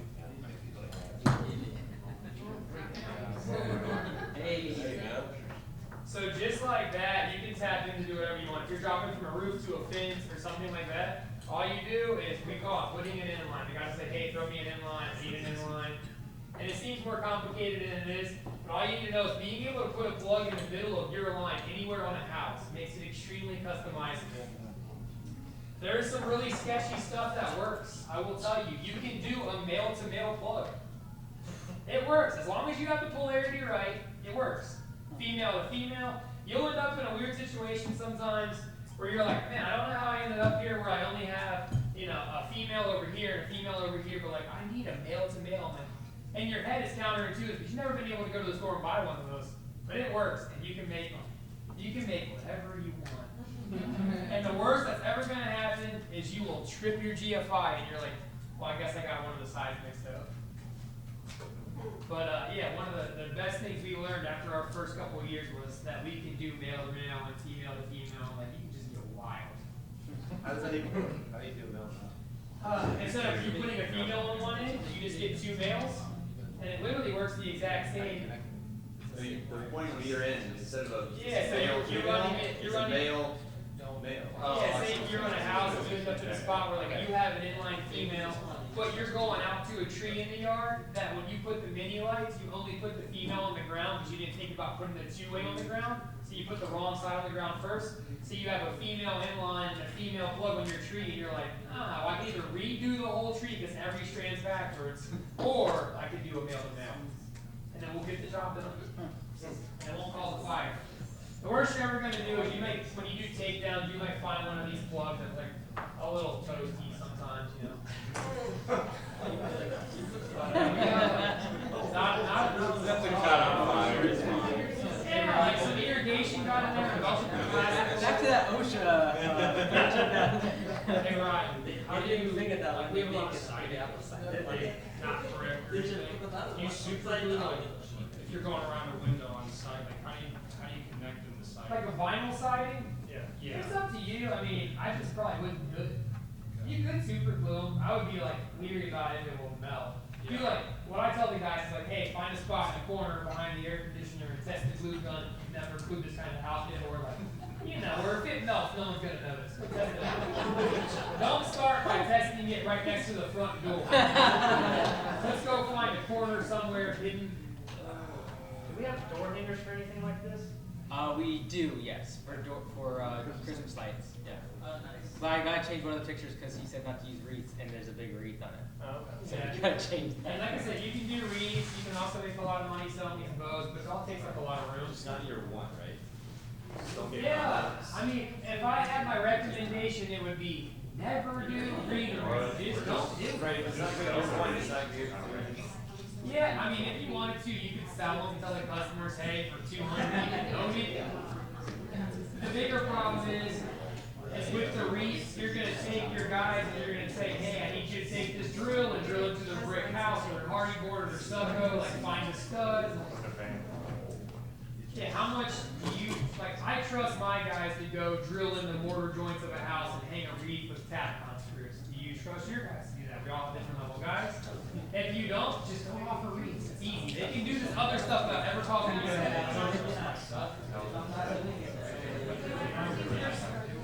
Does anybody have any other questions?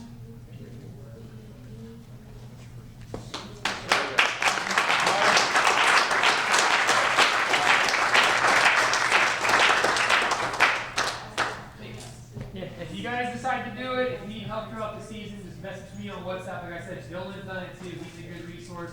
If I don't get back to you, I will have one of my guys who's been doing it for years get back to you. And you're gonna offer this so anybody wants to finance it, right?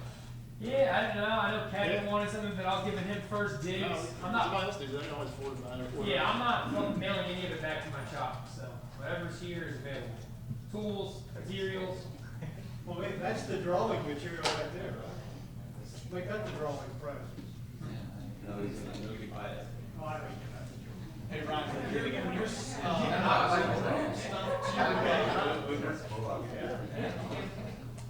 when you're hot gluing stuff to houses and stuff, does that glue scrape off or? Yeah, it does. Okay. Yeah, what's gonna more than likely do is when you go to snap the bulb off the house, like the socket, the glue's gonna stick to the plastic socket because it like melts into the pores, and it doesn't stick to the brick as good as the plastic it melts to. So, worst case scenario, you have like a little tiny like white residue where it was. Like it's only noticeable if you just popped it off and you're standing there looking at it. From the street, you're not gonna be like, oh, there's a dot every 15 inches. But when you take it off, you're like, and that brick's a little more white, but no one notices. Right. But I've never had it come up. Okay.